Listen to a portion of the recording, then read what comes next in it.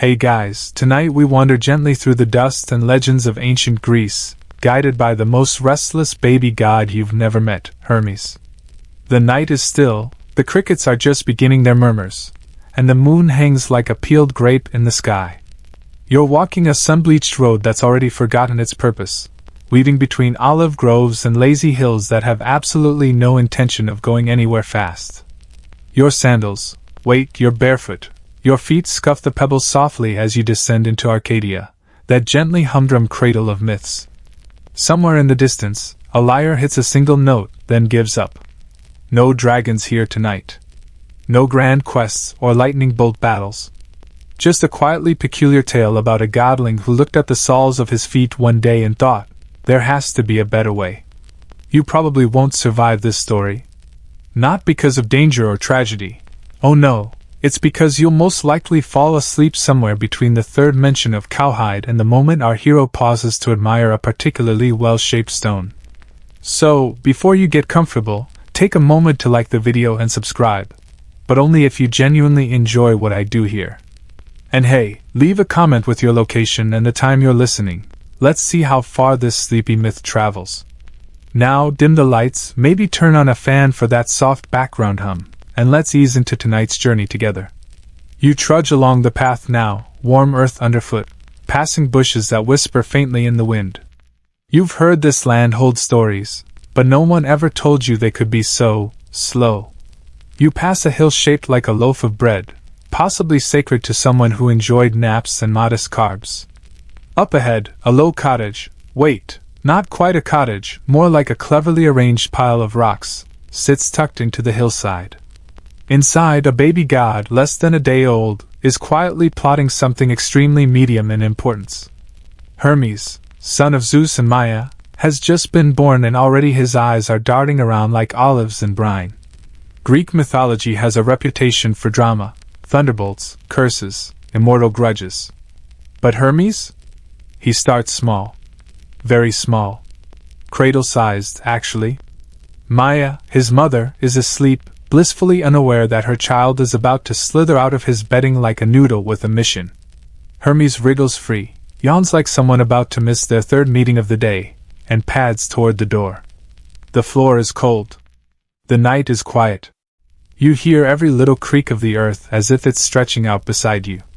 Historical fact: many early myths about Hermes describe him as crafty, quick, and precocious. But they don't always mention how weirdly calm his baby heists were. In fact, scholars still argue whether his earliest pranks were meant to show genius or just boredom with divine babyhood. You follow as Hermes steps into the night, eyes gleaming with the ancient equivalent of, I'm going to do something, and it might involve cows. The stars blink once and roll over. A small beetle ambles across your foot. Somewhere, an owl rethinks its career.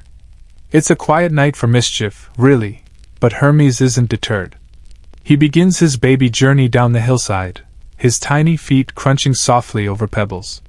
You feel each crunch in your own soles, rough, dry, indifferent to your comfort. Hermes winces, then shrugs.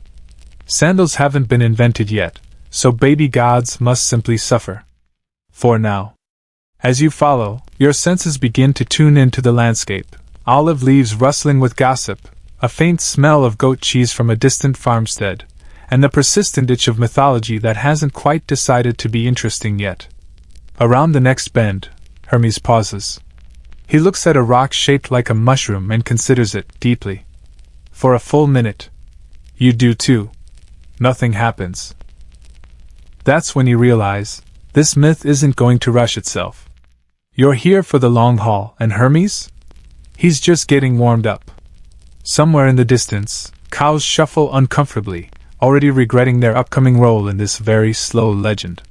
The road continues, and you feel yourself slipping further into the rhythm of it, the deliberate pace, the mild absurdity, the warm, rhythmic beat of bare feet against earth. Hermes hums softly, a tune he hasn't invented yet, and you hum along, not quite sure what's real anymore. And as the baby god rounds another curve in the road, you trail behind, already suspecting that the most exciting thing that happens tonight might just be a pair of sandals. You barely notice the shift as Hermes leaves the beaten path. One moment, you're trudging along a dusty goat trail. The next, you're tiptoeing through tall grass that sways with the hush-hush dignity of gossiping elders. The moonlight drips down like watered milk, silvering the tops of reeds and catching on the edges of Hermes' unruly baby curls. He's small, absurdly small, to be wandering the countryside on his own, especially considering he was born roughly 7 hours ago. But this is Olympus we're talking about, where deities don't crawl before they scheme. You follow his gaze to a quiet field where cows are sleeping. Or pretending to. Their large eyes blink suspiciously at the sight of the tiny god approaching like a fuzzy grape with intent. These aren't just any cows either. They're Apollo's sacred herd, glossy, prized, and unfortunately quite bad at recognizing petty larceny in its infancy stage. Hermes crouches in the grass, his version of stealth. He doesn't breathe. You don't breathe. One cow burps. A truly serene heist is underway. Now, here's your historical fact. In the Homeric hymn to Hermes, one of the earliest surviving sources about the god, he steals 50 of Apollo's cattle on the very day of his birth.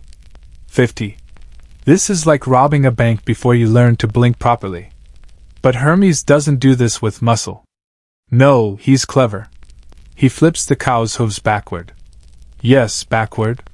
You heard right. That way, when Apollo comes looking, the tracks will point in the opposite direction. This is either genius or the result of extreme boredom with immortality. Hermes proceeds to lead the cows away, one slow moo at a time. You're not helping, really. Just observing. Like a sleepy tour guide following a baby with big ambitions and dirty feet. As the procession moves deeper into the woods, you note how the night wraps around the scene like an old blanket, threadbare in places but cozy if you don't pull too hard. There's something delightfully mundane about the whole operation. The cows occasionally stop to chew invisible grass. Hermes hums again, tuneless. You stub your toe on a rock shaped like a regret. The cows shuffle over a ridge. Hermes pauses and turns to you with a look that says, "What? Never stolen divine livestock before?" You shrug, because honestly you haven't. Now, here's a fringe tidbit. Some fringe interpretations of this myth suggest Hermes didn't just steal the cows, he invented fire on the same day, used it to cook 2 of the animals, and offered them as a sacrifice to the gods. That's a big day for someone who can't even pronounce sacrifice yet. Hermes does eventually settle the herd near a shaded grove, ties them up with reeds, and draws a line in the dirt with his toe. A line that means, "This is mine now," which, in divine law, is shockingly binding. Historians still argue whether this tale was intended to elevate Hermes as a trickster genius or simply poke fun at Apollo for being repeatedly duped. Honestly, it feels like a bit of both. Apollo's a solar god. He's got light, music, prophecy, and yet somehow zero cow awareness. You watch Hermes survey his work. The cows are quiet, possibly meditating. The stars above yawn in unison. Suddenly, Hermes claps his tiny hands, clearly pleased. Then he looks down. His feet are a mess, cut, bruised, caked in dust and cowish residue. And that's when the idea first begins to flicker in his mind. He stares at his soles, as if expecting them to apologize. You feel it too, that ancient ache, the yearning for comfort that transcends even immortality. Your own feet start to throb in sympathy, though you're not entirely sure whether it's from walking or mythological empathy. That's when Hermes says something. A word, maybe. Or just a divine burble. But it carries the weight of innovation. You're not sure what it means, but it definitely sounds like the prelude to Sandal. He sits, cross-legged, pokes at a leaf, and considers whether it could be worn. It cannot. He tries a twig next. Also no. Then he rests his chin in his hand and stares into the middle distance like a philosopher trying to invent furniture. You lie back on the ground beside him, letting the earth cradle you. Crickets murmur nearby, soft winged things hum past your ears, and a cow belches in a way that somehow feels reverent. It's in this strangely serene silence that you realize the rhythm of the night has changed. You're no longer trailing Hermes. You're settling beside him, into the lull of invention, the pause before creativity, the breath just before the idea crystallizes. No sandals yet. just the awareness that they should exist. Which, let's be honest, is already revolutionary. The night deepens. A breeze combs through the trees. Hermes stretches his toes, wiggling them in contemplation. The cows begin to snore. You imagine ancient Greek cows probably snored in iambic pentameter. And so you wait, barefoot and oddly invested, as a baby god rests under the stars, his mind already wandering towards something softer, something gentler, something made, perhaps, from reeds, bark, or maybe even goat hair. But not yet. For now, it's just you, Hermes, and 50 slightly inconvenienced cows. The cows rustle softly in their sleep, large bodies shifting with the sort of dignity only sacred animals can maintain while accidentally rolling into each other. You lie there beside Hermes, blinking slowly at the stars, when the tiny god stirs again. There's a flicker in his eye, not the kind that signals danger or destruction, but the unmistakable spark of a half-formed idea. He stands up, or rather he wobbles up. He is still, after all, less than a day old, and dusts off his surprisingly grubby baby knees. The wind nudges him, not unkindly, toward a grove of trees you hadn't noticed before, tucked behind a boulder shaped almost exactly like a loaf of honeyed barley bread. You can't help but follow. You're sleepy, yes, but also tethered to this miniature inventor like a leaf trailing after a stream. You pass under branches that sag with the weight of quiet ideas. The trees here are soft-voiced and non-judgmental. A few bees whisper past, lazily considering pollination before deciding it's not urgent. Hermes stops. You stop. There, dangling from the branches of a scraggly bush, is a length of sinew. Probably cow-related. Possibly sacred. Hermes picks it up with the reverence of someone who has absolutely no idea what sinew is but suspects it might be important. He twirls it between his fingers, his little brow furrowed in thought. It's here, in this sleepy clearing, that he begins to fiddle. Not build, not yet, just fiddle. Tying knots. Looping ends. Tugging gently. He wraps a bit around his foot experimentally. It snaps. He sighs with the gravity of a demigod facing early setbacks. You sit on a lichen-covered rock nearby, watching the process with mild interest and growing sleepiness. There's something about his determination that feels contagious, even though it's expressed entirely through grunts, frowns, and tiny, chubby-handed gestures.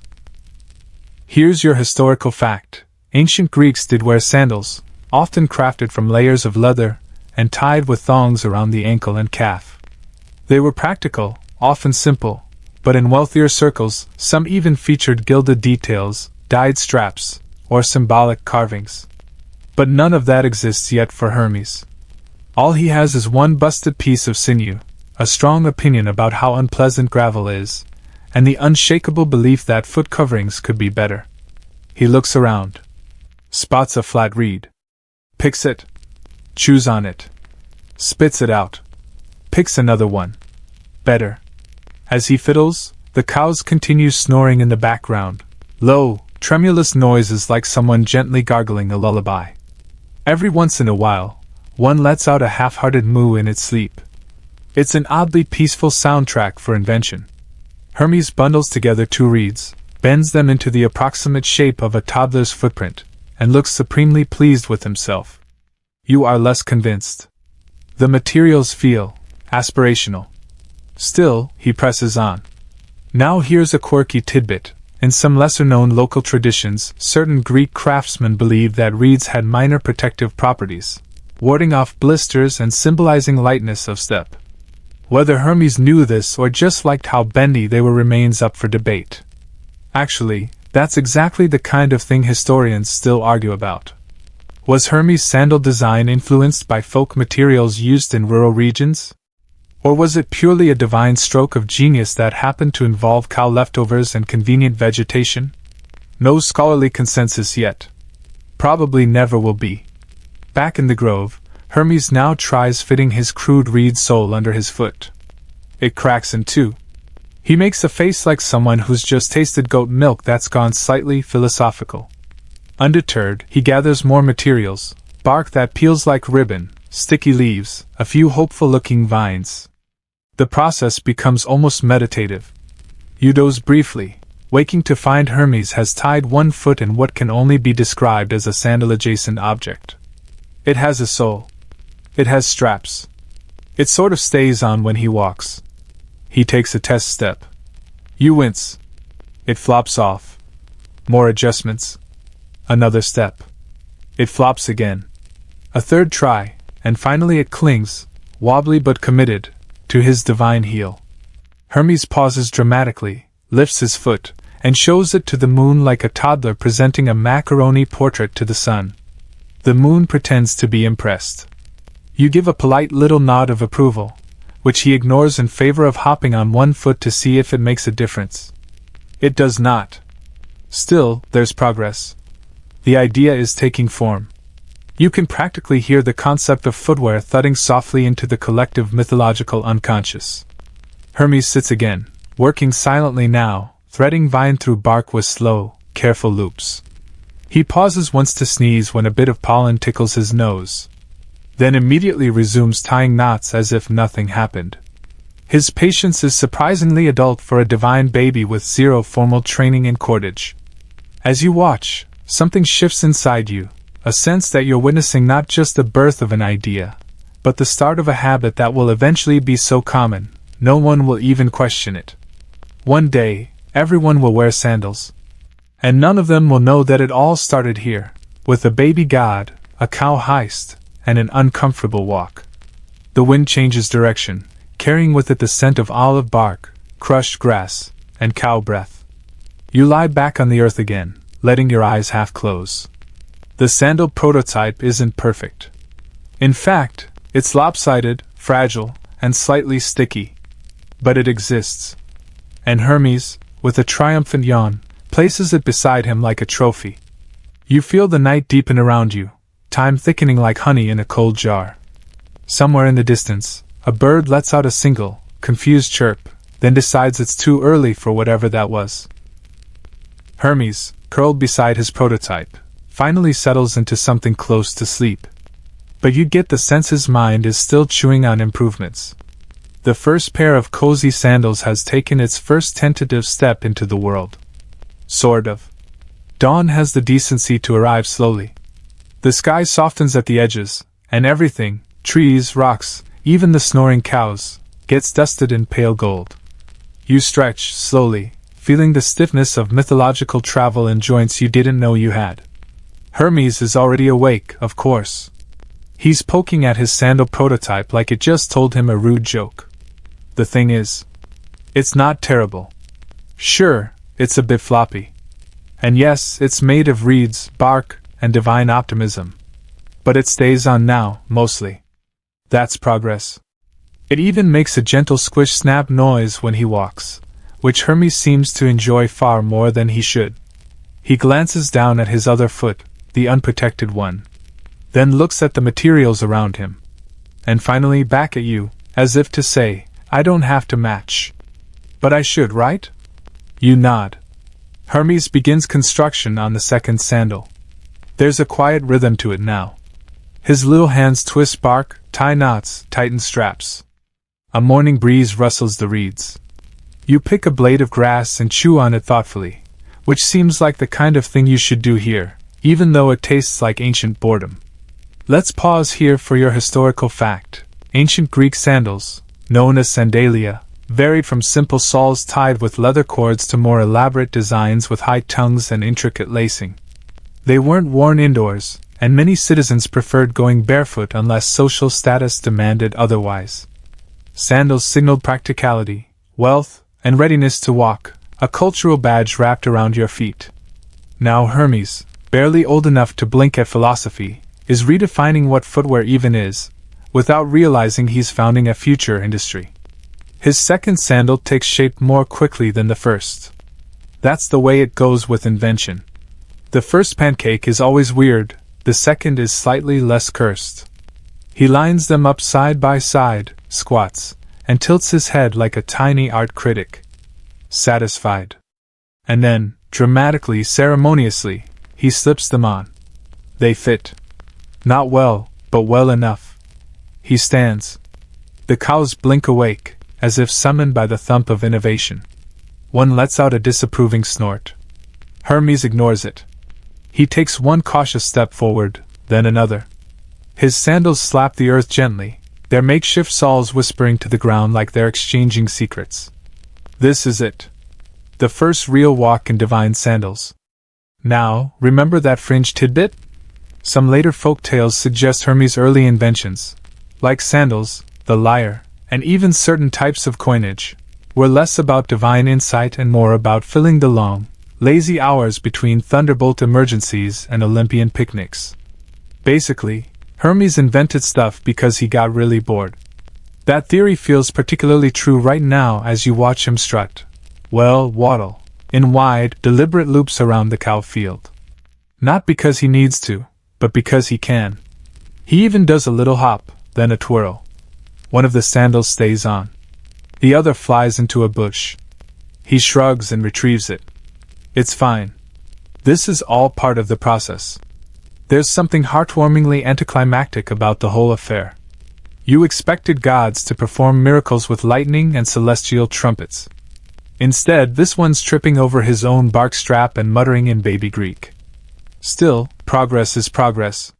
He adjusts the laces, reties a knot, then starts again, stepping, pausing, looking over his shoulder to see how much dirt his new invention is collecting.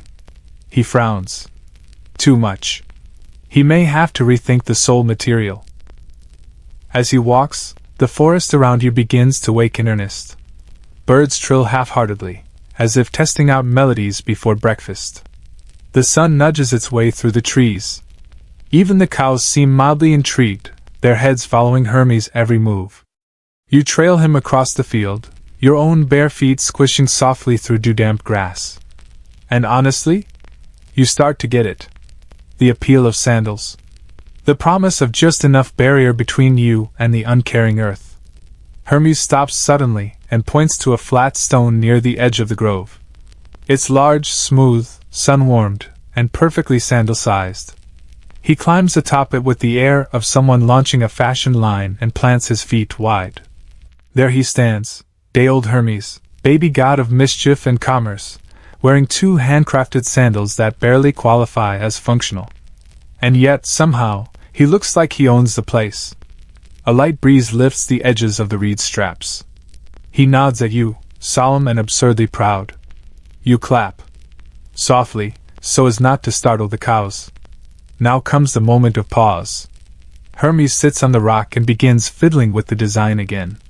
He pulls at the bark straps, pokes holes in the soles, experiments with different knots. He even bites one of the laces, then spits it out with a look of deep betrayal. It's clear the sandals work, but they could work better. That, perhaps, is the real beginning of innovation. Not just the moment of creation, but the refusal to stop at good enough. Hermes sketches a new strap design in the dirt with his finger. It looks promising. Then he erases it with his heel and tries again. This time, he adds wings. You blink. Wings? Yes, small, symbolic, hopeful. Not functional yet. But the idea of flying. Hermes doesn't explain. He doesn't need to. You just know. And suddenly you understand that these aren't just cozy sandals anymore. They're going to be famous. But that part can wait. For now, he lies back on the stone, sandals still on, and sighs with the deep satisfaction of a job mostly done.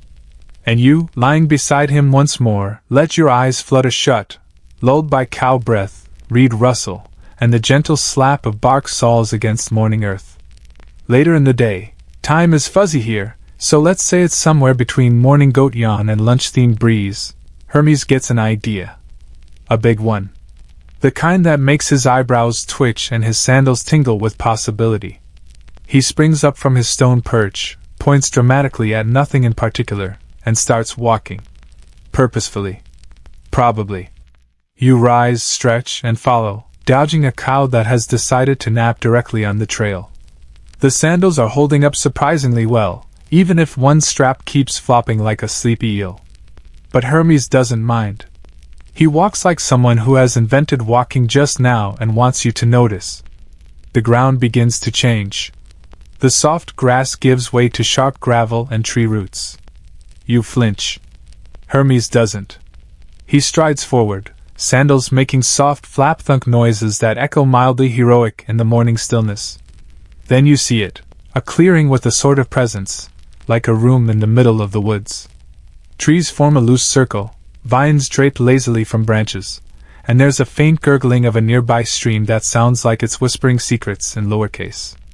Hermes stops in the center of it all. You glance around. It's not immediately clear why he's chosen this place, but then again, this is a god who once disguised cow hooves for fun. He doesn't always do clear. Then he looks up. No, way up. There, high in an olive tree, a single branch sways a little too intentionally. And nestled in the crook of that branch, a river nymph. She's not doing much. Mostly reclining, possibly napping, draped in sea-colored moss with one toe lazily tracing circles in the air. She notices Hermes and you, raises an eyebrow, and says nothing. Hermes raises his arms like he's presenting a grand offering. And he is, the sandals. Or rather, himself, wearing the sandals. It's a sales pitch without words. The nymph blinks slowly, then sighs in a way that sounds like, here we go again. Here's your historical fact. Greek mythology is filled with nymphs, nature spirits tied to rivers, trees, and mountains. They weren't always impressed by gods, especially the young or overly clever ones. But they had their own ancient charm and influence, often lending magical properties to items or helping heroes in extremely specific, mildly inconvenient ways. Hermes doesn't blink. He gestures again at his sandals. Then at her tree. Then makes a crisscrossing gesture with his fingers that probably means something like trade? Or strap upgrade? The nymph rolls over and peers down. After a long moment, she lifts one vine-wrapped hand and plucks something from a branch, thin, dark bark that peels in perfect coils. She lets it flutter down like a lazy invitation. Hermes catches it midair, does a tiny dance of victory, and immediately begins inspecting it like he's just discovered the sandal equivalent of gold leaf. It's stronger, more flexible, with just enough give to wrap without splitting. He tries bending it, it holds. He twists it, it stays. He bites it. Why does he keep biting things? You sit beside him as he begins replacing one of the old straps with the new bark. He hums a little tune, probably the first ever Sandal anthem. The nymph, apparently satisfied with her contribution, resumes napping. And here's a quirky tidbit. Some ancient artisans believed olive bark, especially from trees near sacred springs, had softening qualities when wrapped around skin. It was occasionally used for bindings, poultices, and apparently improvised footwear. Hermes adds the bark strap to his right sandal, tying it in a clever diagonal that keeps the sole snug to his heel. He nods, pleased.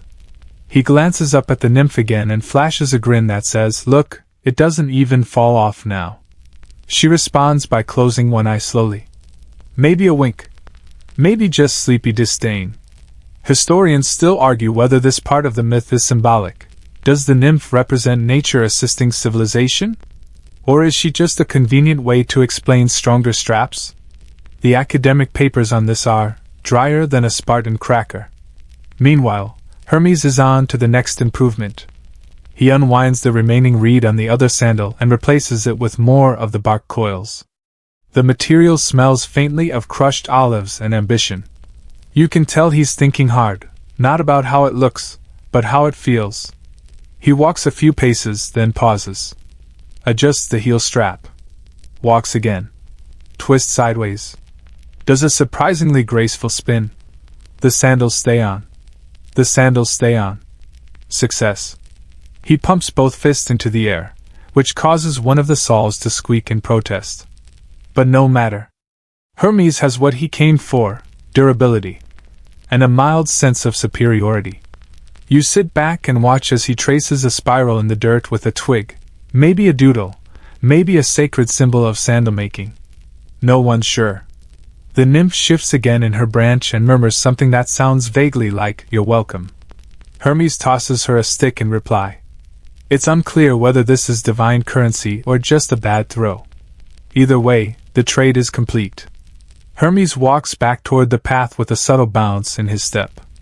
His sandals, now upgraded with sacred bark, feel like they belong. There's a calm to his movement now, a certainty you hadn't seen before. He's no longer just solving a problem. He's started something. A style, a standard, maybe even a tradition. The trees rustle their approval. You follow him again, feet brushing gently over soft moss and sandal-worthy terrain. Somewhere, a cow lets out a groggy moo of indifference. The world feels different now. Not bigger. Just a little cozier. And all because someone looked at a pile of bark and said, "What if my feet didn't have to suffer?" The sun is higher now, sifting through the trees like drowsy glitter. You're walking beside Hermes again, the bark-strapped sandals making cheerful squelch clicks with every step. He's perfected the fit enough to avoid the occasional flop, but now, as the novelty of not suffering wears off, a new question begins to bloom across his divine baby face. Are they too functional? He seems to wonder, glancing down at his feet with a look you've seen on artists just before they ruin something perfect with one extra flourish. This is the moment all inventors reach, the what now phase. And Hermes, being Hermes, is not about to settle for practicality alone. He stops at the edge of a low, sloping hill, kneels beside a cluster of tiny yellow flowers, and begins pulling them up one by one. You're just about to ask if he's developing a floral lining when he takes two of them, ties them into a loop, and places them gently, pointlessly, on top of each sandal. Ah, decoration. Here's your historical fact. While many Greek sandals were utilitarian, fashion absolutely mattered in ancient Greece, especially among the elite. Certain styles, colors, and strap placements communicated status, and some even used gilded leather or embossed designs to make them pop during religious festivals or theater outings. Hermes appears to know none of this. He just likes yellow. He starts fiddling again. This time, the adjustments have no obvious goal. A twist here. A braid there. One strap now loops around the ankle twice, not once. It doesn't do anything. But it looks fancier. Which, for a baby god, is nearly the same as divine approval. You lie back in the grass, letting the buzz of cicadas blend into your thoughts. Hermes leans against a tree, one foot propped on a mossy root, admiring his own feet like he's posing for a temple frieze. It's mildly ridiculous. And absolutely earned. Then comes the real problem. He takes a single step forward. The left sandal squeaks. The right one stays silent. Hermes freezes. Looks down. Takes another step. Squeak, nothing. It's asymmetrical. You can see it on his face, the itch of imbalance. He adjusts the left strap, trying to mute the noise. No luck. He tightens the right one, hoping to coax out a matching squeak. Still nothing. For the next 10 minutes, you watch as the god of travelers, thieves, and now amateur cobblers paces in meticulous patterns, trying to create acoustic symmetry from two very different sandals. He stomps slightly on one side, drags his heel on the other, even tries hopping. It's not working. You begin to wonder if this is how rituals are invented. Eventually, he stops and glares at his feet. The sun catches in his curls. The sandal with the flower loop looks slightly smug. Here's a quirky tidbit. Some Greek myths depict Hermes as the originator of sound-based omens. Rustling leaves, bird calls, and even sneezes were once believed to carry divine messages. Maybe that squeak is part of something bigger. Maybe not. Hermes seems to decide that sound isn't the problem after all. It's the walk. It's too regular. Too horizontal. Too boring. He steps up onto a flat rock, looks around, then takes an exaggerated leap to another stone. The sandals hold. He tries again. This time with a half spin. The bark straps flex, shift, and settle, like they're starting to understand their job now. You watch with growing amusement as this turns into a full-blown field test. Hermes climbs a low branch, jumps down. Lands in a pile of dry leaves. The soles stay snug. He does a tiny jig. The left flower falls off. He picks it up, sticks it back on, and does the same dance again. This time, both flowers stay. Test passed. You follow as he climbs a gentle slope, then pauses at the top. The view here is simple: rolling hills, a few sheep in the distance, and the gentle murmur of a stream that probably isn't important but might become so in 3 or 4 sections. He raises one sandal-clad foot, flexes his toes, and smiles. The moment is quiet. Not triumphant, not dramatic, just content. Like the sandals are finally becoming part of him. Not divine tools. Just his tools. And here's where it gets interesting. He crouches down and begins drawing in the dirt with a stick. Not symbols this time, patterns. A soul shape, a strap diagram, even little notes, probably in divine shorthand, about angles and materials. You're watching the beginnings of design language, the blueprint of foot fashion. And you realize something else. This moment right here, in the middle of nowhere, with no witnesses except you, a few birds, and possibly a goat judging from afar, this is the first time Hermes is choosing function and form. Historians still argue whether this part of the Hermes myth is a metaphor for craftsmanship, or a literal moment of divine invention. Some suggest it symbolizes the blending of travel and style, the first god to understand that how you move through the world matters almost as much as why. You don't know about all that. But you do know that Hermes now has one very important question on his mind. Should sandals be funny? Because now, oh now, he's grinning. That mischievous, lopsided, what if we added feathers? Grin. You brace yourself. The next phase of sandal design is about to begin, and it's not going to be subtle. Hermes crouches in the grass, grinning at his sandals like they've just whispered a prank into his ear. And maybe they have. You're not sure how divine footwear communicates, but something about his expression says, serious functionality is no longer enough. You know that look, the one toddlers get before they draw on the wall or name a spoon herald. A sparkle of divine absurdity is blooming behind those clever eyes. The kind of mood that ends in something iconic, or at least mildly ridiculous. He springs up and darts toward a patch of underbrush. You follow at a respectable pace. You're not sprinting after a baby god. That's how people get stories told about them at symposia.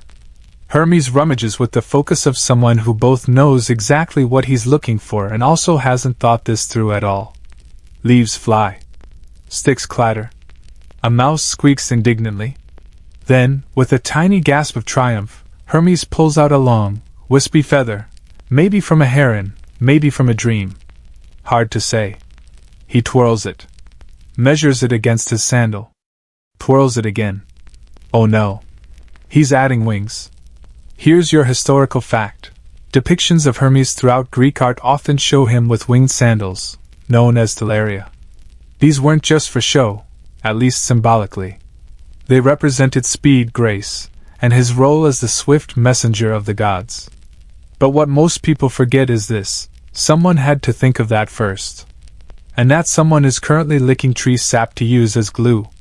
Hermes presses the feather against the side of his sandal, pats it into place, and steps back to admire the result. It doesn't flap.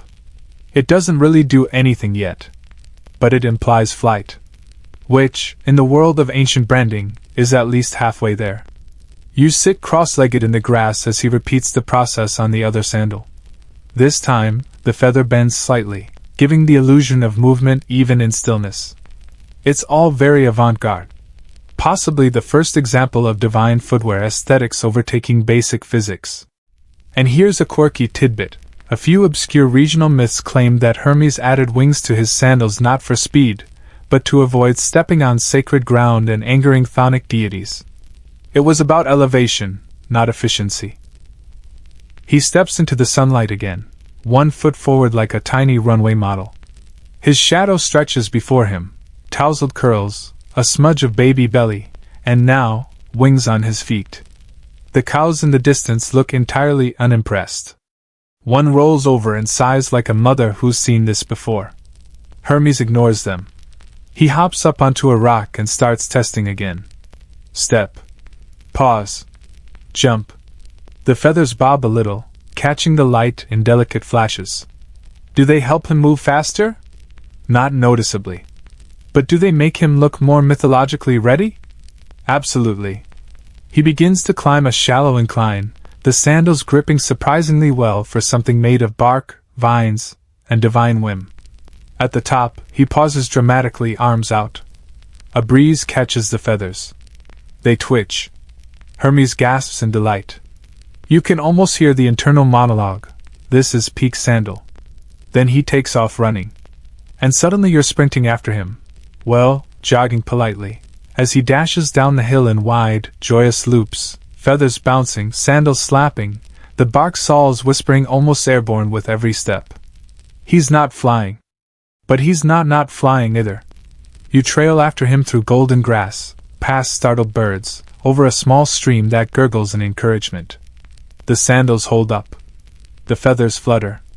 And for a moment, it feels like you're in one of those ancient paintings, Hermes, youthful and quick, moving just above the earth, halfway between mortal and god. Historians still argue whether winged sandals were ever meant to be taken literally. Were they symbolic of divine speed? Artistic shorthand? Or did ancient audiences genuinely believe the gods had flying shoes? The consensus leans toward metaphor, but there's enough ambiguity to keep symposiums arguing for hours over wine and olives. Meanwhile, in this moment, none of that matters. Because Hermes believes in them. And belief, even silly belief, makes things real. He finally stops, chest heaving slightly, curls sticking up at wild angles. He looks down at the sandals, scuffed now, with one flower hanging on by a thread, feathers slightly wilted, and he smiles. Not the grin of a trickster mid-prank, but the quiet satisfaction of a craftsman seeing an idea become a thing. He wiggles his toes, flexes his ankles, and then, almost too softly to notice, he lifts both heels and stands briefly on his tiptoes. The wings don't lift him off the ground. Not yet. But they could. And that's the point. He walks over and plops beside you on the grass, sandals stretched out in front like proud pets. The two of you sit in companionable silence as a ladybug climbs one wing and takes a nap halfway through. You think of how far he's come, from sore, dusty feet to bark-strapped, feather-adorned footgear that may one day be the icon of every traveler, every messenger, every poet scribbling notes on a hilltop. The wind rustles through the trees, and you swear it carries a whisper, "Keep going." And Hermes, still not speaking, seems to nod in agreement. The sandals, now properly winged and slightly uneven in color, rest beside Hermes as he lies in the grass, picking burrs out of his hair and occasionally batting at a bee with exactly zero urgency. You're beside him, watching clouds meander across the sky like myths without an editor. Nothing is rushing today. Not even the wind. But Hermes sits up with sudden alertness, nose twitching like a rabbit that just smelled opportunity. His gaze swivels toward the burbling stream you crossed earlier, which now seems slightly louder. You listen closely. It's not the water. It's someone, humming? Sure enough, rounding the bend with the grace of someone who absolutely expects the earth to part for them, is a river nymph. Different from the nap enthusiast in the tree, this one is busier. Her hair drips like polished reeds. She's collecting stones in a basket shaped suspiciously like a driftwood hat. Hermes grins. You sigh, already sensing the negotiation forming in his mind. Now, here's your historical fact. In Greek lore, nymphs often presided over natural landmarks, streams, groves, springs, and sometimes took interest in mortal affairs. They were either fully divine nor entirely bound to nature, making them the perfect in-between figures for small-scale mythological deals. Hermes approaches the nymph as though she's a long-lost cousin who might happen to have spare sandal parts. He gestures at his feet. Then at hers, which are bare and wet and glistening with polished pebbles. He pantomimes walking with an exaggerated wince, then points at her basket of shiny river stones. She raises an eyebrow. He opens his palms. His offer? A feather. Possibly from the left sandal. He plucks it out with exaggerated drama, places it in her hand, and fans her gently with it. The nymph, charmed or simply amused, shrugs and hands over a few strips of softened bark from her basket. They're darker, smoother, clearly water-treated. You can tell by the way they glisten, like river memory turned into shoelaces. Here's a quirky tidbit. In some early crafting traditions, bark was soaked in running water to make it more pliable and resistant to cracking.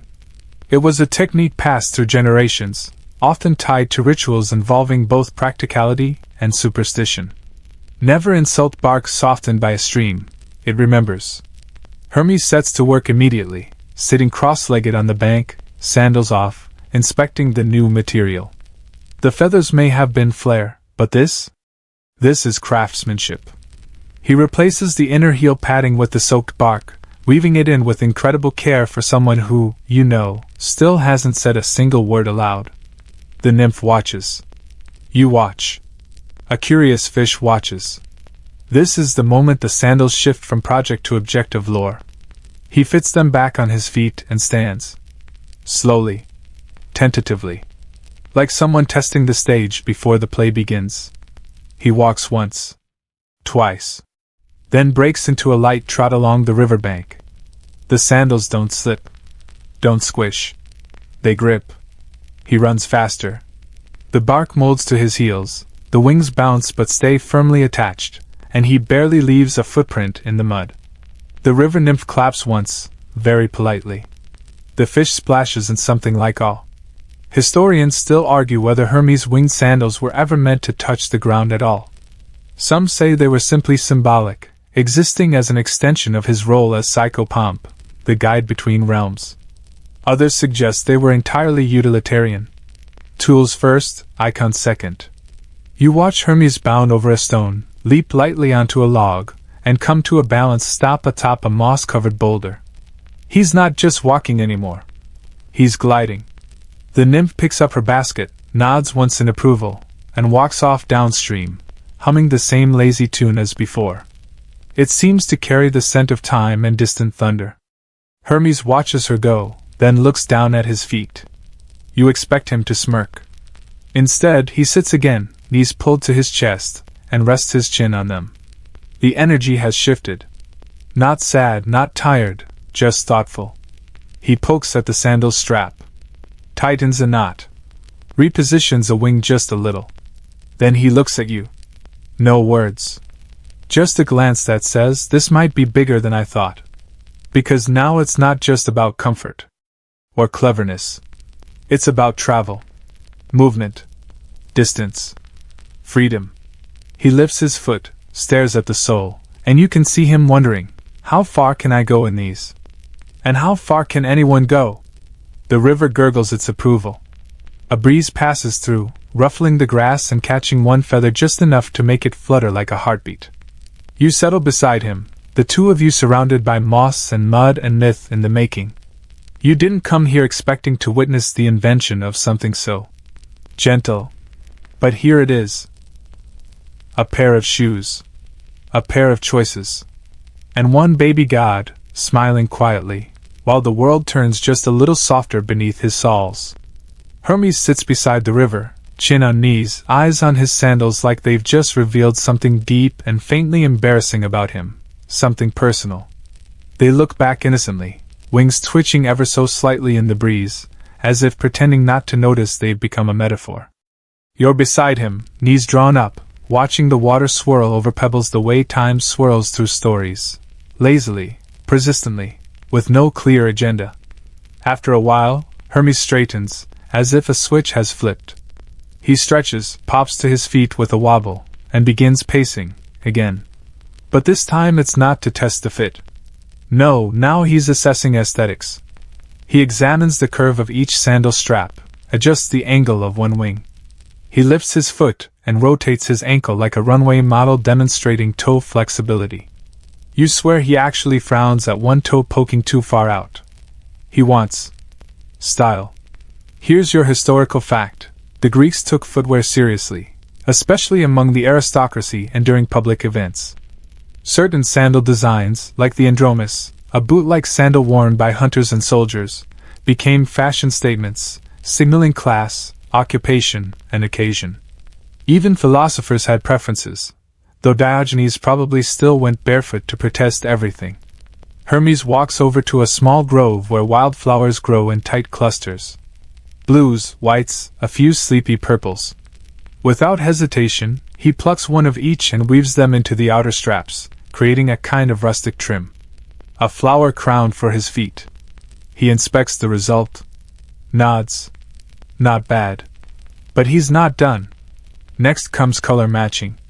He rummages through a patch of berries, smearing red across his fingers, then dabbing it onto the tips of the sandals. The bark drinks it in unevenly, giving the sandals a faint blush of chaos. One toe loop now has a racing stripe. The left wing sparkles faintly with crushed leaf sap. It's the world's first attempt at footwear branding, and it looks like it smells faintly of salad. And now, naturally, the question becomes, what do others think? You watch as Hermes looks up, scanning the tree line. He squints. Then grins. A satyr appears. He emerges from the underbrush like he's been summoned by sheer style disturbance. Lean, hooved, wild-eyed, and already mid-sentence in a conversation no one else was having. He spots Hermes, freezes, and snorts with theatrical disbelief. The satyr struts forward and circles Hermes slowly, one hand stroking his little goat beard in mock contemplation. Then, with a loud bleat of approval, he claps once and points at the sandals. You brace for feedback. Here's your quirky tidbit. Satyrs were often portrayed as rustic, chaotic creatures who mocked urban sensibilities, but secretly loved human invention. They were among the first critics, unofficial, unruly, and frequently barefoot.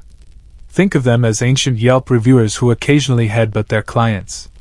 The satyr pokes at the wings, tugs at a strap, sniffs the berry dye, then offers Hermes a sprig of fennel.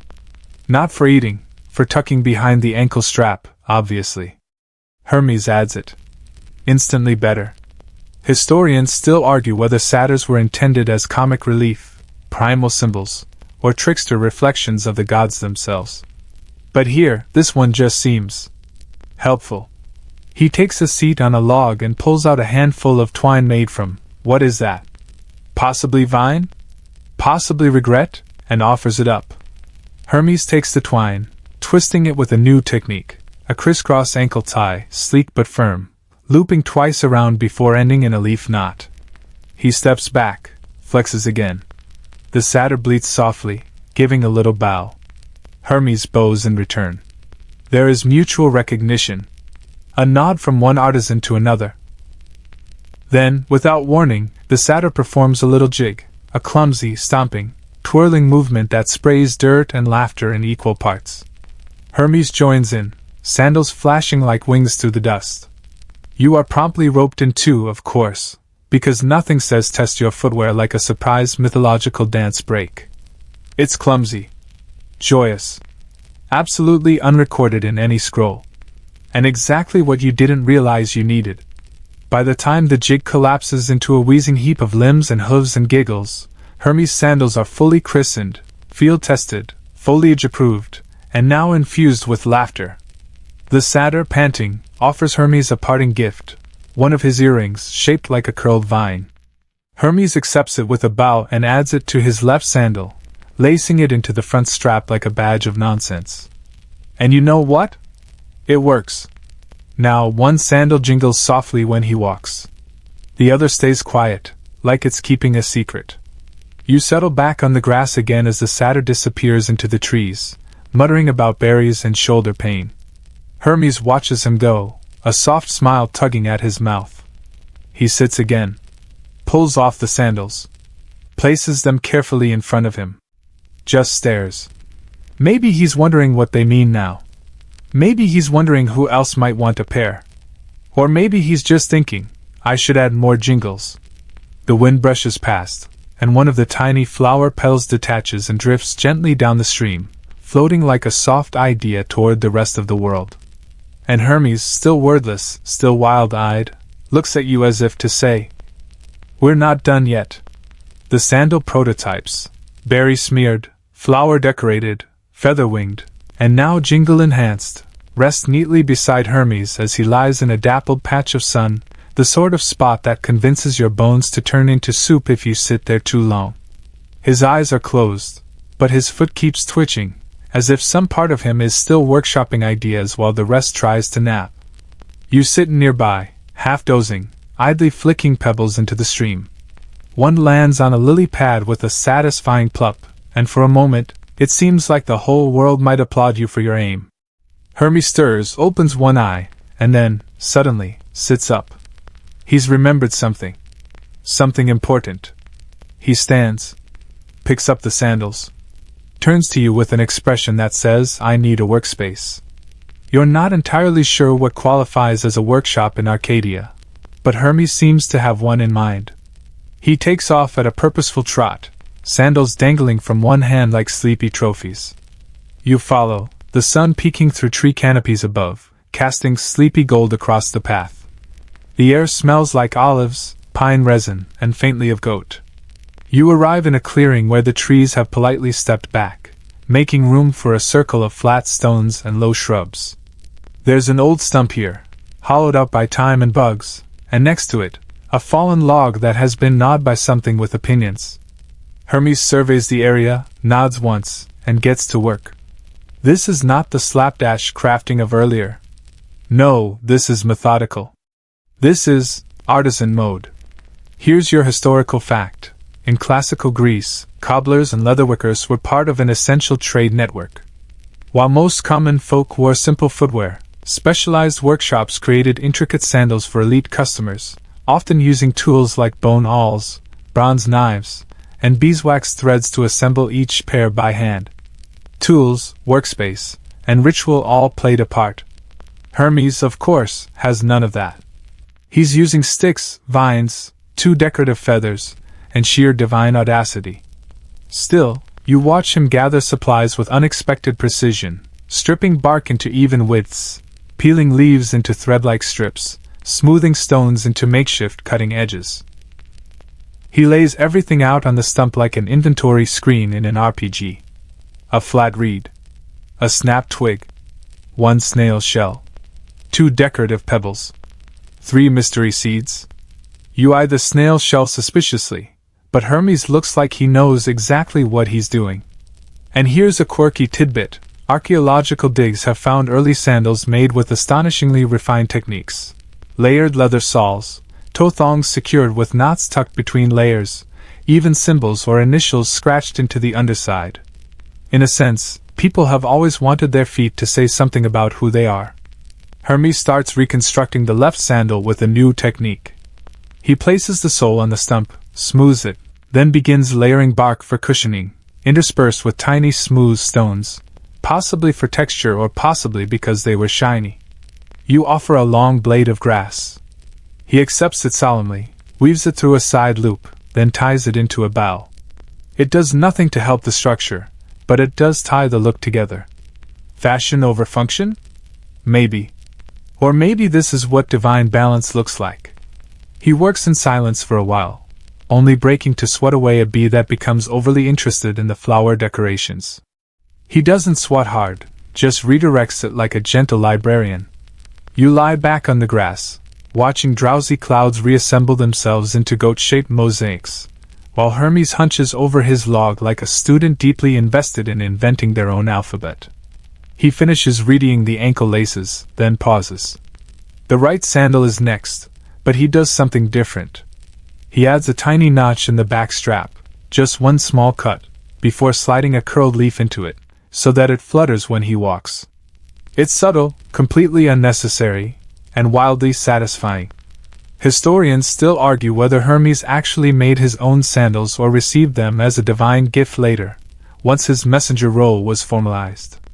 Some say Hephaestus, the god of blacksmiths, crafted the final pair. Others insist Hermes' early ingenuity led to the prototype that was simply perfected on Olympus.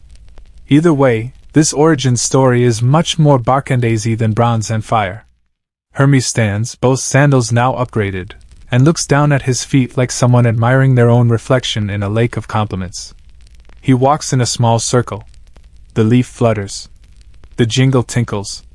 The stones click softly like sandal applause. And now, for the first time, he looks at you. He gestures toward the stump, then holds up a second piece of bark. You blink. He wants to make you a pair. You sit upright, surprised and strangely touched. He points at your feet, makes a disgusted face, then laughs silently. Clearly, your barefoot aesthetic doesn't meet divine standards. You hold still as he kneels and starts taking measurements with vine string. You've never had your foot measured by a baby god before. It's oddly formal. He even frowns in concentration when mapping the curve of your arch. The materials are humble, nothing but reeds, bark, some of the leftover decorative twine. But the craftsmanship? Surprisingly thoughtful. Each loop is firm but soft, each knot tucked like a secret. It's not long before you're wearing your own sandals, less flashy than his, but definitely cozier than expected. The straps don't pinch. The soles are springy. And there's a faint smell of fennel for no clear reason. You take a step. Then another. The earth beneath your feet feels softer. Warmer. You smile. Hermes beams.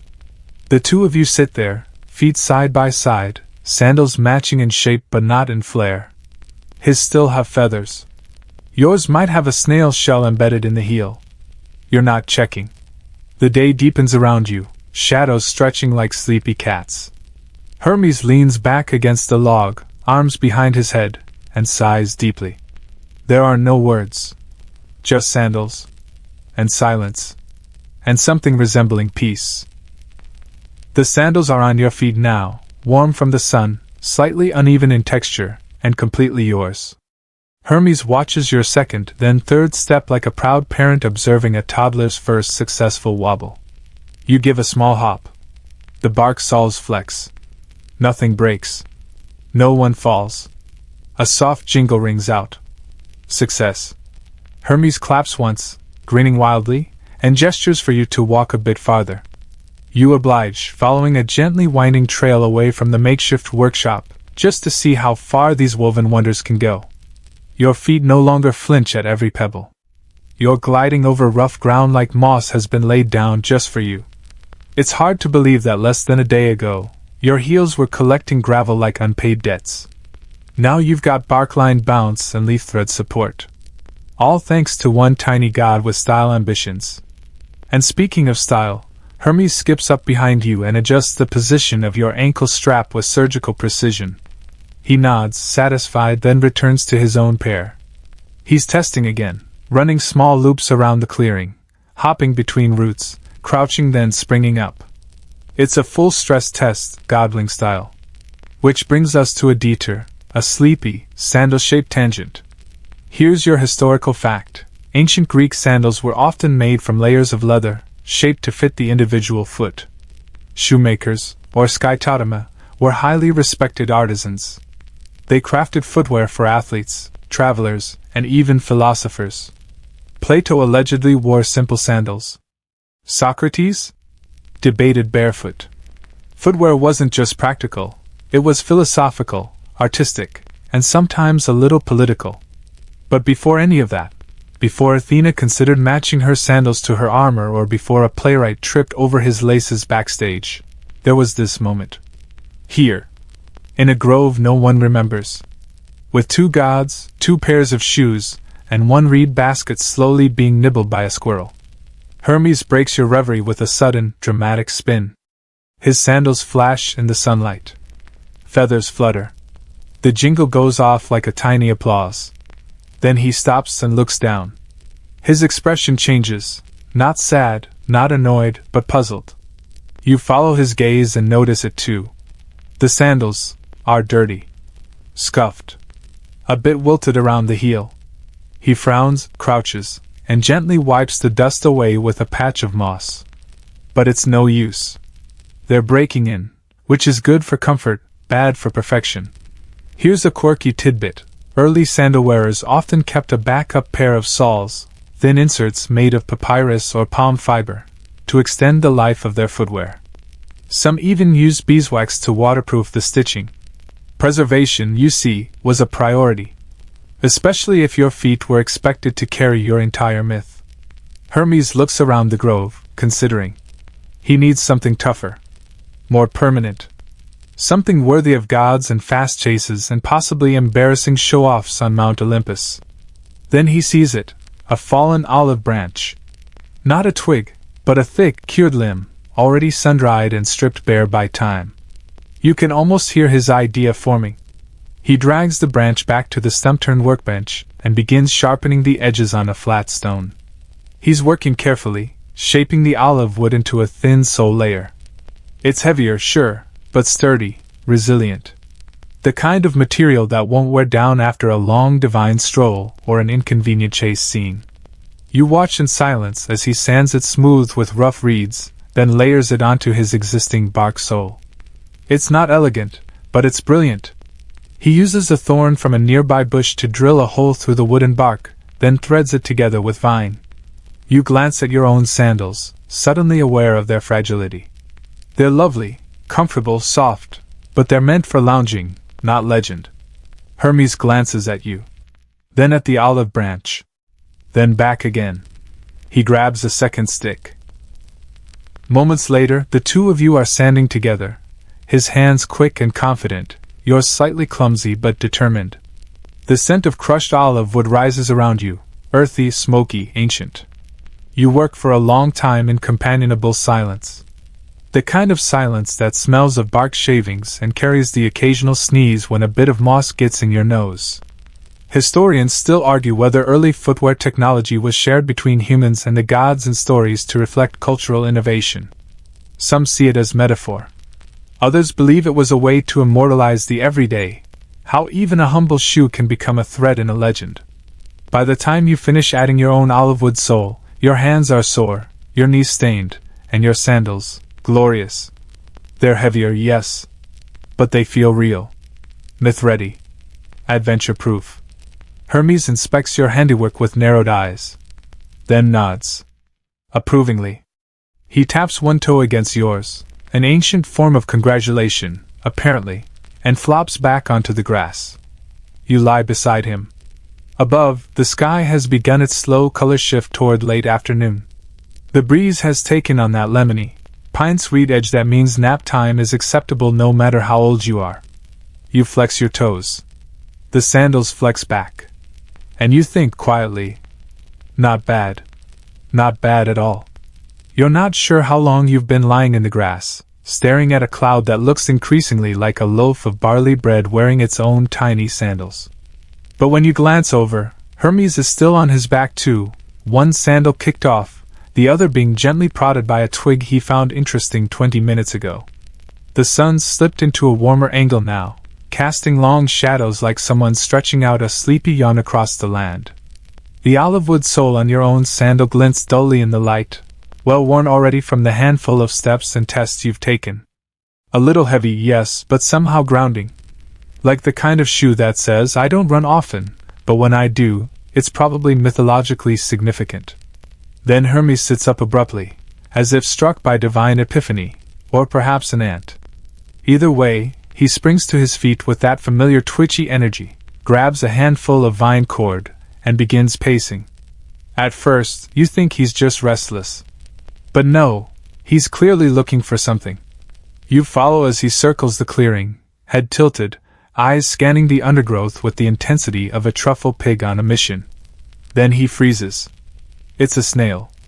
And not just any snail, a particularly shiny one, its shell swirling in delicate browns and green spirals like a tiny shield for someone very fashionable and extremely slow. Hermes crouches. Observes. Pokes gently. The snail retracts in what you can only describe as dignified annoyance. And now, of course, he wants it for the sandal. Here's your historical fact. Decorative elements weren't uncommon on ancient footwear, particularly among the upper classes. Sandals might feature dyed leather, stamped patterns, or in rare cases, charms woven into the lacing, sometimes shaped like animals or shells, thought to bring luck or signal one's identity. This snail? It's not a charm yet. But Hermes plucks a shed shell nearby, thankfully not from the living tenant, and holds it up to his sandal strap with quiet triumph. He affixes it with vine thread to the outer ankle, tying it with a knot so intricate it looks accidental. The effect? Surprisingly tasteful. It gleams faintly with every step. Hermes does a tiny dance in celebration, a sort of one-footed skip-hop, like someone trying to invent jazz. Now, here's your quirky tidbit. In some fringe accounts of Hermes' earliest inventions, he's said to have been distracted for nearly an hour by a snail's trail. tracing it backward to see if it led to a secret. Scholars disagree on the meaning. Possibly metaphoric. Possibly just Hermes being Hermes. You sit back and let the scene unfold. The sandals, once simple bark and reed contraptions, now gleam faintly with olive wood sawls, dyed accents, winged flourishes, decorative flowers, a fennel sprig, and a small mollusk-shaped badge. They're starting to look less like sandals and more like artifacts. But they're still functional. Hermes proves this by climbing onto a fallen log and attempting to tightrope walk its length. He wobbles. He flaps his arms. The wings on the sandals flutter like they wish they could help. But physics remains unimpressed. Halfway across, he pauses, turns, and very dramatically poses. You clap. He loses balance and falls with a squeak. Not a big fall, more like a slow collapse into a pile of moss, dignity bruised but sandals intact. He pops back up with a shrug and a grin, as if to say, grace is optional. He flops beside you again, legs stretched out, and both of you regard the sky. The clouds have moved on, now resembling slightly disapproving goats. Do you think he's done? You murmur aloud, mostly to yourself. Hermes, as if reading your mind, sits up. Looks at his sandals. Then frowns. He's forgotten something. With sudden resolve, he begins rummaging through the tool pile you both created earlier. Bits of vine. Bark shavings. Olive pits. A broken twig that resembles a snake doing yoga. He holds up the last item with interest. A vine loop. Strong. Thin. Circular. You watch as he threads it through the back of the sandal's heel strap, adjusting until it forms a tiny, almost hidden loop at the base. Then another one on the other shoe. What are they for? Mystery. But they feel important. Intentional. Historians still argue about ancient innovations that never quite made sense. Some shoes were discovered with seemingly decorative loops or patches whose functions have been lost to time. Were they for hanging the sandals on a wall? For securing them in a bundle during travel? Or just flair? We'll never know. Hermes finishes his final adjustment, then lies back, finally at peace with his creation. And that's when the snail, the original one, resumes its slow pilgrimage across the stump. Hermes watches it for a long time. Then nods. Patience. Precision. Purpose. Possibly also just having a really cool shell. You and Hermes doze beside each other for a bit, the sandals tucked under your legs like loyal pets. A breeze passes by, brushing your ankles. One sandal jingle lets out a gentle plink like a music box waking from a dream. And in that moment you realize, they're not just shoes anymore. They're stories. Wrapped around your feet. Ready to walk. The sandals have reached what can only be described as their final form. They lie next to you and Hermes on a sun-warmed patch of grass, gleaming with bark, softened by vine, decorated in feathers, flowers, and a single very agreeable snail shell. They are durable. They are oddly elegant. They are the kind of footwear that could be worn to both a low-stakes divine council and a lazy nap beside a river. But naturally, Hermes is not done. He sits up abruptly, snatches up one sandal, and inspects the bottom, specifically the part that actually touches the earth. He scowls. There is dust. Smudges. A tiny pebble wedged in the bark. He does not approve. You watch with interest, and a healthy amount of drowsiness, as he paces, sandals in hand, muttering to himself in unintelligible divine toddler noises. Clearly, he's decided it's time for a real test. Not just walking in a grove. Not dancing with satyrs. Something. A little more dramatic. He beckons for you to follow, waving the sandals like twin flags of eccentric ambition. You stretch, adjust your own slightly asymmetrical pair, and stumble after him with the grace of someone gently falling forward with every step. He leads you to the edge of a hillside path, rocky, sloping, covered in pine needles and mildly judgmental thorns. Below, it levels out into a narrow, winding trail that runs through the trees like a suggestion rather than a road. If a goat had ever traveled it, the goat definitely had regrets. This is it. The trial sandal walk. Here's your historical fact. Ancient travelers, philosophers, merchants, soldiers, relied heavily on sandal design to navigate the rugged Greek terrain. Sandals weren't just for show. They had to manage sharp stones, steep paths, unexpected puddles, and the occasional temple step carved at a wildly impractical angle. A good sandal was, quite literally, a survival tool.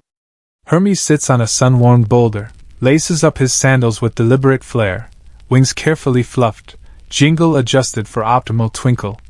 He stands, strikes a dramatic pose, then launches forward with a confident flap of both feet.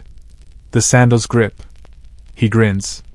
You follow, descending the path at a more cautious pace. The earth here is loose and shifty, the kind of terrain that likes to wait until you're mid-step before giving up entirely on structure. But your sandals hold, the olive wood soles absorbing the worst of the rocks, the vines snug without pinching. Hermes moves like a goat that recently read a book on ballet. He bounds, spins, leaps from rock to rock. Each time, the sandals hold. Each time, he pauses to grin at you, as if daring gravity to intervene. And then, because of course, he begins walking backwards. Here's a quirky tidbit. In the Homeric hymn to Hermes, when the baby god steals Apollo's cows, he intentionally reverses the hooves on their tracks to confuse any pursuit.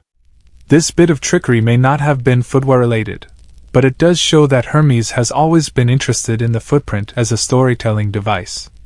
Hermes now walks in zigzags, then loops, then a perfect circle. He leaves a trail of sandal prints that make absolutely no spatial sense. You squint. Are you tracking him, or did he loop behind you? One of the wing imprints is upside down. It's possible he's invented the world's first divine prank path. You decide not to follow too closely. The trail flattens out near a cluster of cypress trees, their tall spires whispering secrets in the wind. Hermes slows, finally. He walks in a straight line now, head high, arms slightly out for balance. The sandals sing across the stones. Not literally, but they make a sound that's halfway between a swish and a skip, like they've found their rhythm at last. And then, you knew it was coming. Hermes pauses. Removes one sandal. Inspects it. Frowns. Something is off. He walks a few paces barefoot on his right foot, one sandal on the left. Then switches. The difference is subtle, but clear. Balance. He mutters, picks up a stick, and begins scratching shapes into the dust, curved lines, notches, possibly a potato. It's hard to tell.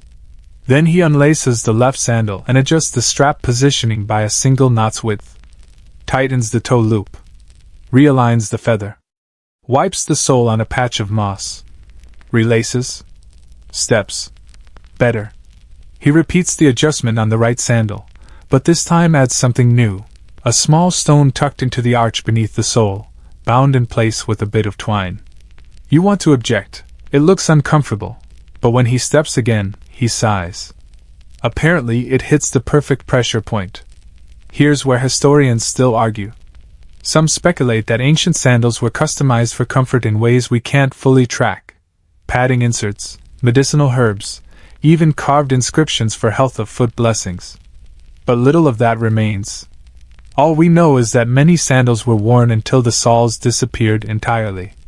A slow erasure by miles in time.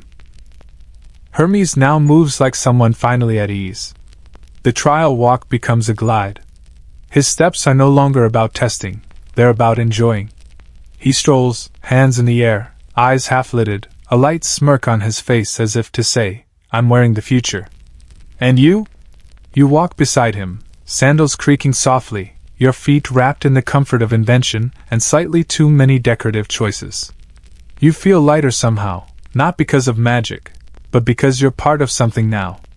Part of a story made with bark and thread and stubborn imagination. At the end of the trail, Hermes pauses, looks down at his sandals one last time, and gives a tiny, satisfied nod. Trial complete. Back at the grove, the shadows have lengthened. The cows, yes, the cows, still mildly baffled and disinterested in equal measure, are gathered again, forming a half-circle around your makeshift workshop. One of them is chewing cud with such slow determination, it may well be participating in silent applause. Hermes returns to the same stone he used as a crafting bench earlier. He places one sandal atop it, then the other, positioning them side by side like rare artifacts. He steps back, arms crossed, eyes narrowed. And then, he frowns. He turns to you, lifts one eyebrow, and with a flourish, points toward the sandals, then toward the cows. Back to the sandals. Back to the cows. Oh no. He's going to barter. You barely have time to protest before he scoops up the sandals and trots confidently toward a sleepy shepherd who's just appeared from behind a tree, clearly having witnessed nothing, understood less, and yet somehow prepared for negotiations with a barefoot baby god. The shepherd, dressed in layers of wool that look scratchy even from here, squints down at Hermes. Hermes, in turn, holds up the sandals with great reverence. Then gestures toward the nearest cow. Then back at the sandals. It's not exactly a hard sell, more of a divine offering, really. The shepherd tilts his head. Then, surprisingly, he nods. He accepts the sandals and hands over a knotted rope, the kind you'd use to lead a cow. Then he picks up the sandals, awkwardly, reverently, and tries them on. Now here's your historical fact. In rural ancient Greece, bartering was as common as coinage, especially among shepherds and tradespeople. Livestock, produce, crafted goods, even sandals, could all serve as acceptable currency. And if the item came from a god, well, that added an entirely different level of negotiability. The shepherd takes a step. The sandal squeaks. Hermes' smile falters. Another step. The jingle falls off. He takes a third step. The wing pops off entirely. A silence falls over the grove like a damp wool blanket. The shepherd stops, looks down at the sandals, then looks at Hermes. He shrugs. You know the kind of shrug, kind, patient, but very clear in its meaning. Return policy. Hermes, without a word, returns the rope, takes back the sandals, and bows deeply like a tiny, underpaid diplomat. The shepherd tips his hat and walks off with one of the cows, humming. You and Hermes return to the stump, the sandals back in his hands, one wing slightly askew, the jingle still missing. He plops down and examines the wear. Tiny splits in the bark, a scuffed flower petal, the olive wood sole dented just enough to register reality. You sit beside him. He doesn't look upset. Just reflective. There's a pause in him now, not from failure, but from learning. The sandals aren't indestructible.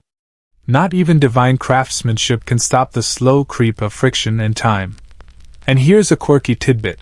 Some scholars believe that ancient sandals were designed with planned impermanence. They weren't meant to last forever. Rather, they were built with the understanding that travel changes not just the wearer, but the worn. Hermes sets the sandals aside and begins, without ceremony, pulling them apart. Not out of frustration, but curiosity. He unwinds the twine, peels back the bark layers, removes the snail shell, carefully placing it in a tuft of grass like a little shrine. He examines each part like an inventor, not a child. This was version 1. It needs improvements. You assist, gently handing him tools, the vine, the olive strip, the small awl he made from a tooth-shaped rock. He doesn't speak. He hums.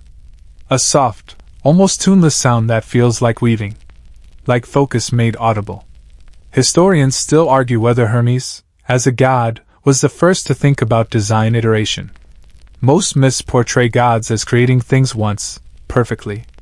But Hermes? He improves. Tests. Tinkers. He doesn't just make, he revises. The next version takes shape more slowly. The straps are tighter. The sole reinforced. He adds a second loop to the heel, not decorative this time, but structural. A built-in adjustment knot, like a prototype shoelace. He places the sandals beside you for inspection. You try them on. They fit better. More balanced. Less jingly. The feathered wings are smaller now, stylized, not functional. But still there. He nods, approving. And then, you sense it coming. He removes the sandals again and places them carefully on the stone. This time, he doesn't put them back on. Instead, he sits cross-legged beside them and begins drawing shapes into the dirt with a stick. Not doodles this time. Instructions. Small notations beside each shape. A diagram of the sole. Arrows pointing to straps. Even a step-by-step assembly order. It's a blueprint. Here's your historical fact. The earliest forms of technical drawings existed in antiquity, often passed down through oral instruction or pattern-based apprenticeship. In the case of tools and garments, these diagrams weren't formalized, but they existed. Scratched into wood, carved onto walls, whispered over shoulder-to-shoulder mentorship. Hermes seems to be inventing that here, too. His drawings curl across the dust like a map of ideas. You recognize some of the marks, others are new. A swirl near the arch. A double line near the ankle. Possibly an innovation. Possibly flair. Then he stops, lays down his stick, and looks at you. No words. Just an expression. It's not about this pair. It's about the next one. And the next. Because great inventions don't live in the object. They live in the knowledge. He pats the sandals once. Just once. Then lies back in the grass and exhales. You follow, gazing up at the sky now painted in long ribbons of bronze and soft, lavender gray. And as the wind picks up slightly, a single feather, small, loose, harmless, detaches from one sandal wing and floats gently away. The feather drifts away lazily, wobbling once like it's reconsidering its decision to fly, then spirals upward into a sunbeam and disappears. Hermes watches it go without moving, hands folded behind his head, sandals resting near his feet like loyal pets who've just finished their shift. Then, slowly, gently, he sits up and begins brushing grass from his curls. The expression on his face has shifted. Less inventor at rest, more child who just realized he forgot something important. He looks at you. Then at his sandals. Then, strangely, off toward the sound of faint flute music echoing from the trees. You hear it too, distant, wandering notes, cheerful and slightly off-key. It's getting closer. Hermes springs to his feet and grabs the sandals. Now what? You ask, rhetorically of course, since Hermes still hasn't said a word. He answers by adjusting one strap, refluffing the tiny wings, and bolting into the trees. You follow. Because by now, what else would you do? After a short jog through pine-scented air and the occasional startled squirrel, you arrive at a small clearing where a satyr, the same one as before, possibly, or maybe his cousin, stands playing a flute carved from a crooked reed. His dancing is limited but enthusiastic, and his hooves leave tiny divots in the dirt with every beat. Hermes bursts into the clearing, skids to a halt, and plants his feet shoulder-width apart. The satyr stops mid-note, one eyebrow arching as if to say, "Are we doing this again?" Hermes points to his sandals, then to the satyr. Then, unexpectedly, to the sky. The satyr squints upward. Nothing happens. He shrugs. Hermes gestures again. This time more exaggerated. And suddenly you understand. Hermes wants to test the sandals in motion. Real motion. Not just walking, or twirling, or bartering with livestock. He wants to know if these sandals can do what every child, and every god, secretly wants their creation to do. Take flight. Here's your historical fact. While ancient Greek myths often depicted gods with the ability to fly, there was always some ambiguity. Did they soar through magic? Wind? Winged chariots? Winged sandals, Talaria, became Hermes' trademark not because they were practical, but because they bridged the gap between gods and the world below. Hermes backs up to the far edge of the clearing, takes a deep breath, and charges forward. His feet slap the ground in rhythm. The satyr resumes his flute, providing a soundtrack that's 30% encouragement, 70% chaos. Hermes leaps. Not high. Not far. But something happens. There's a flutter, a lift, a fraction of air between his heel and the ground that lasts longer than gravity would like. His wings rustle. His sandals whisper. Then he lands in a puff of dust and triumph. It's not flight. But it's not flight. He jogs back, panting softly, and does it again. This time, he leans forward at the peak of the jump, trying to glide. You can see it in his eyes, He's not hoping for speed. He's hoping for drift. He lands, this time more smoothly. You clap. The satyr claps. A bird in a nearby tree sneezes. Possibly also clapping. Here's your quirky tidbit. A few lesser-known fragments of ancient text suggest that Hermes' first flights were clumsy. Not graceful arcs across the sky, but short hops and half-floats, like a bee testing its wings after a long nap. Only later did the sandals become full-blown flying gear. Hermes now stands in the center of the clearing, winded, exhilarated, and slightly dusty. He brushes off his knees and plucks a leaf from his hair, then looks at you again. He holds out the sandals. To you? You blink.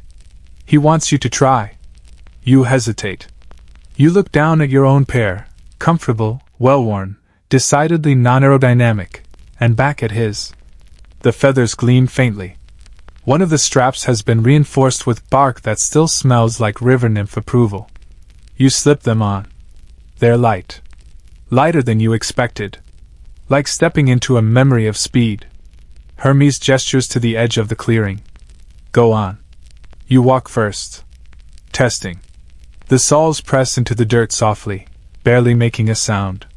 Then you jog. Then you leap. For the briefest, impossible moment, you hover. Not high. Not long. But enough. You land, breath caught somewhere between your chest and your throat.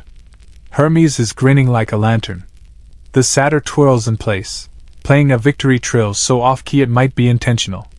You return the sandals to Hermes, stepping back into your own pair. They feel heavier now. More real. Less winged. But that's okay. Because something's changed. Hermes sits on a rock, cradling the sandals in his lap. He doesn't fiddle with them anymore. Doesn't adjust a strap or polish a buckle. He just holds them. Like someone who knows the work is done, for now. Historians still debate whether Hermes' sandals ever truly flew or whether their winged form was a metaphor for movement between worlds. The realm of gods. The realm of mortals. The realm of dreams. But you? You know what they felt like. Just enough lift to believe. You and Hermes sit quietly on opposite ends of the clearing, the grass pressing down under you like it's trying to convince you to stay a while. The satyr has vanished, possibly evaporated into music, possibly just wandered off to critique another nymph's outfit. Silence returns, broken only by the occasional leaf falling like an exhale from the canopy above. Hermes still has the sandals in his lap. He's cradling them now. Not like a baby or a prize, but like something that's become a little too precious to treat casually. He traces one of the feathered wings with a fingertip, slow and thoughtful, as if memorizing every fray, every stubborn knot in the twine. You watch, your own sandals flexing softly as your toes wiggle inside them. They're less stylish, sure, and there's definitely a snail shell rubbing the back of your heel, but they've grown comfortable. Worn in. Like something that knows your walk. Hermes finally stands and slings the sandals over his shoulder by their vine loops. He looks around the clearing one last time, then points at a slope leading down into a long, flat plain of sun-bleached grass and barely their trails. You get it. Time to move on. You fall and step beside him, and together you descend into the plain. The sandals bounce gently against his back with every step, the wings catching glints of light like tiny flags waving goodbye. Here's your historical fact. The Greek god Hermes was more than just a messenger. He was also the patron of travelers, boundaries, and transitions. His symbol wasn't just the winged sandal but also the herma, a stone marker used along roads and paths, representing safe passage. He was the god who made movement meaningful. As the two of you cross the open field, you notice the terrain changing again. Less forested, more open. The dirt flattens out. The wind runs longer, wider, freer. It's the kind of place you could walk for hours without noticing the time. Or maybe that's exactly what you're doing. Hermes pauses. He crouches and begins gathering twigs, not in frantic invention, but like someone setting up a ritual. A square of sticks. A tiny border. A frame. Then he takes one of the sandals from his shoulder and places it inside. He steps back and waits. You wait too. A long moment passes. Then, Fluttering through the air like it's being delivered on a sigh, a small bird lands on the edge of the stick frame. It hops once, then pecks at the sandal's wing. Not aggressively. More like curious. Hermes watches. Then turns to you. You understand. This isn't just a shoe anymore. It's a marker. A signal. A story left behind. You nod. And so, in a quiet ceremony attended only by you, a curious bird, and the wind, Hermes plants the sandal in the dirt, wing side up. A symbol. A sign that something important happened here, and may happen again. Here's a quirky tidbit. In some obscure inscriptions found near trade routes and boundary stones, travelers scratched small foot shapes into the rocks, believed to be offerings to Hermes for safe passage. No names. No prayers. Just footprints, sometimes winged. Hermes turns away from the little shrine he's made and begins walking again, one sandal still on his shoulder, the other now part of the landscape. The wind picks up behind you, catching your tunic and carrying the smell of time, dust, and the faintest memory of glue.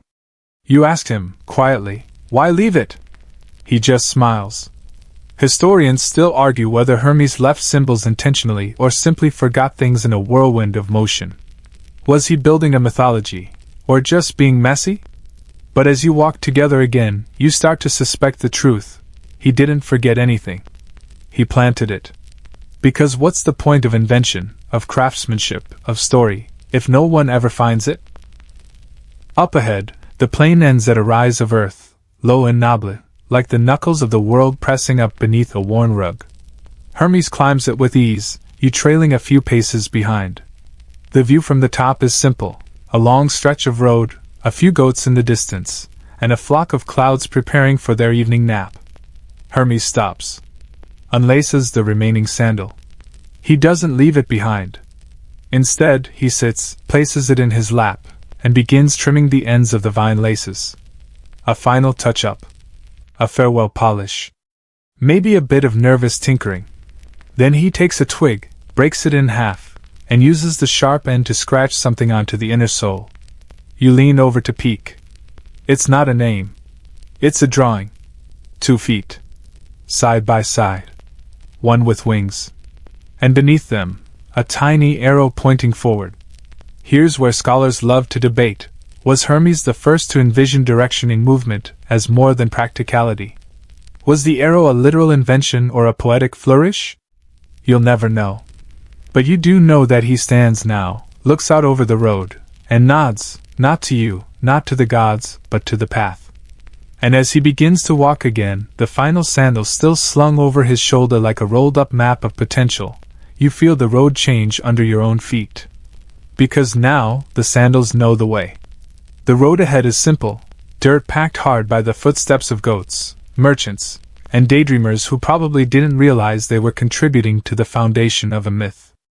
It winds between thickets of time and half-forgotten boundary markers, some upright, some slouching like they've seen too much to care anymore. Hermes walks ahead of you, barefoot now, sandals slung casually across his back like a pair of stories yet to be told. He doesn't move quickly, though he easily could. Instead, he strolls, head tilted slightly, watching the road with the detached curiosity of someone seeing something both ancient and brand new. You step more carefully. The olive-wood soles of your own sandals tap lightly on the path, steadying your stride as you dodge a thorny vine and hop over what may once have been a drainage ditch and is now just a crack full of opinionated ants.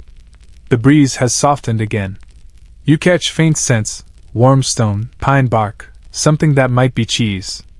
Hermes sniffs the air, grins, and veers off the path. You follow, obviously. Soon you come upon a peculiar sight, a small open field, and at its center, a squat, circular structure made entirely of stacked stone. A shepherd's hut, maybe, or a roadside shrine. It doesn't look like it's in use anymore, unless you count the goat lounging on the roof, chewing grass and making it clear that this is, in fact, his property. Hermes pays him no mind. He crouches near the base of the structure, where a flat slab of stone has been angled upright, just enough to create a shadowed niche underneath. Without hesitation, he crawls in. You wait. You watch. No sounds emerge. Then, a clang, followed by a muffled huff and something that sounds suspiciously like a sneeze.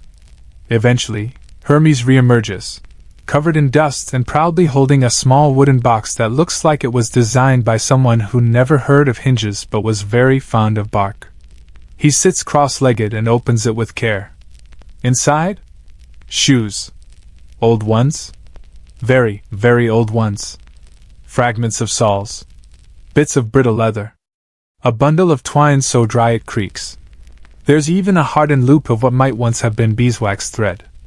The smell is something between antique cupboard and sun-baked mythology. Hermes lays each piece out gently, reverently. He handles them like sacred scrolls, turning them over slowly, brushing off dust that's possibly older than some rivers. Here's your historical fact. Archaeologists have found ancient footwear preserved in surprising places, under temple floors, in collapsed mud brick houses, even tucked into walls as offerings. Shoes were symbolic as much as functional. A well-worn sole might represent a journey completed, a promise kept, or a life lived. Hermes stares at the fragments. Then, with zero warning, he begins assembling them. Not to restore them, no. He's not remaking the old pair. He's learning from it. You watch as he picks apart a surviving lace pattern, flips the worn sole to examine how it frayed. His fingers mimic the stitch without thread, eyes narrowing. Then he picks up his own sandal, the one still whole, and starts modifying. Out comes the old feather. In goes a thinner strap pulled from the leather shard. He swaps the placement of one loop and carves a new line into the olive wood base, mimicking the shape of the older sole. It's a strange fusion. Half innovation, half tribute. Here's a quirky tidbit. In some fringe interpretations, Hermes' winged sandals were said to be made with knowledge borrowed from mortal shoemakers. That he walked the earth, watching, studying, stealing snippets of craft from those who spent their lives just trying to make things that lasted.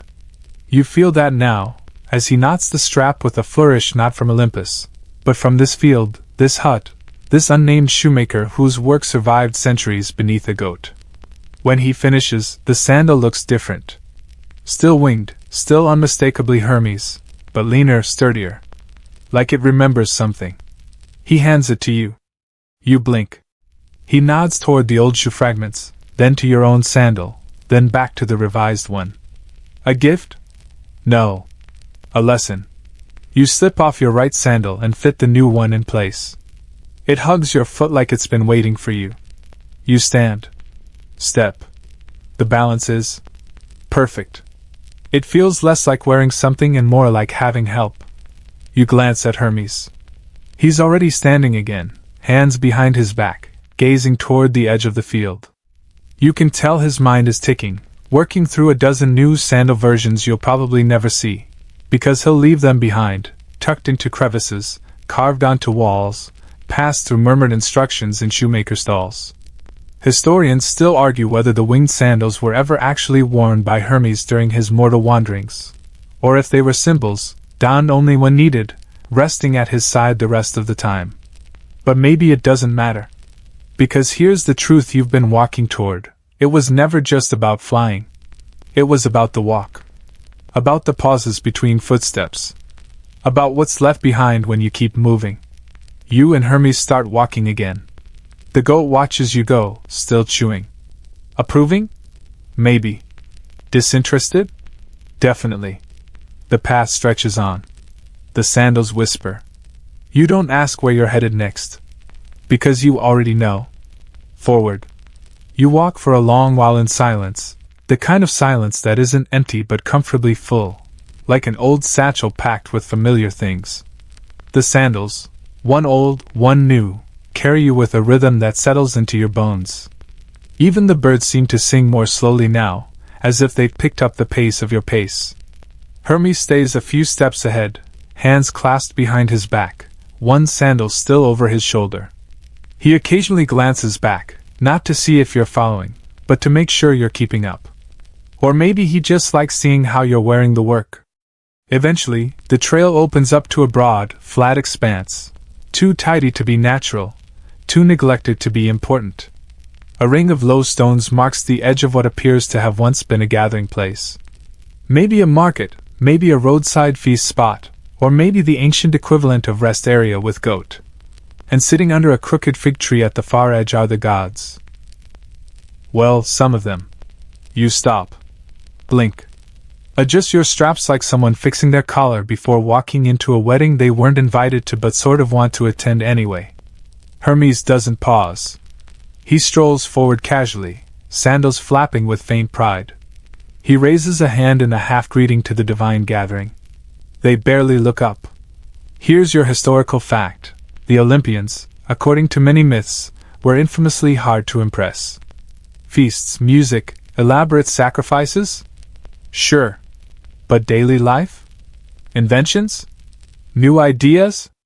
Unless it involved thunder, war, or wine, they often responded with dignified shrugs. Hermes walks right into the middle of them and plants his sandal, the sandal, directly on a stone slab. He doesn't say a word. Just lets it sit there, like a proud parent placing a strange, wonderful drawing on the fridge of the cosmos. Zeus, lounging with the posture of someone who invented reclining as a hobby, glances at it. He raises an eyebrow. Possibly in surprise.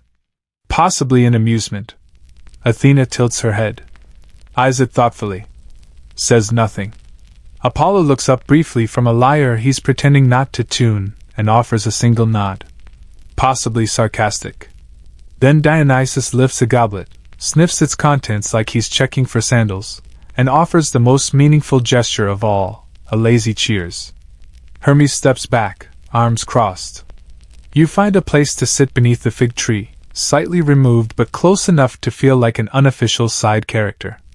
The gods murmur among themselves. No debate. No fanfare. Just passive acknowledgement. Which, from gods? That's basically applause. Hermes doesn't push. He doesn't explain or demonstrate. He doesn't try to fly or juggle or make the sandal glow with holy light. He simply lets the thing be. That's the quiet confidence of creation. And here's your quirky tidbit. In certain vase paintings from the archaic period, Hermes is shown not in action, but simply standing, sandals visible, as if their very presence tells you everything you need to know. Sometimes art doesn't show a story, it implies one. A breeze picks up. The fig tree drops a single leaf onto the stone slab. It lands on the sandal like a stamp of approval, though no one remarks on it. One of the lesser gods, a minor wind deity, maybe, or a very clean-looking muse, leans over to inspect the strap pattern. They murmur something about weight distribution. Another muses aloud about adding tassels. Hermes chuckles silently. You catch the edge of a smile. Historians still argue whether the gods were truly moved by innovation or simply amused by mortals, and demi-mortals, trying to reinvent things that didn't seem broken. But that debate misses something important. The gods rarely made anything new. Hermes did. He sits beside you again, watching the others acknowledge his work. And in this silence, deeper now, filled with wind, sandal creaks, and rustling fig leaves, you begin to realize this moment isn't about approval. It's about arrival.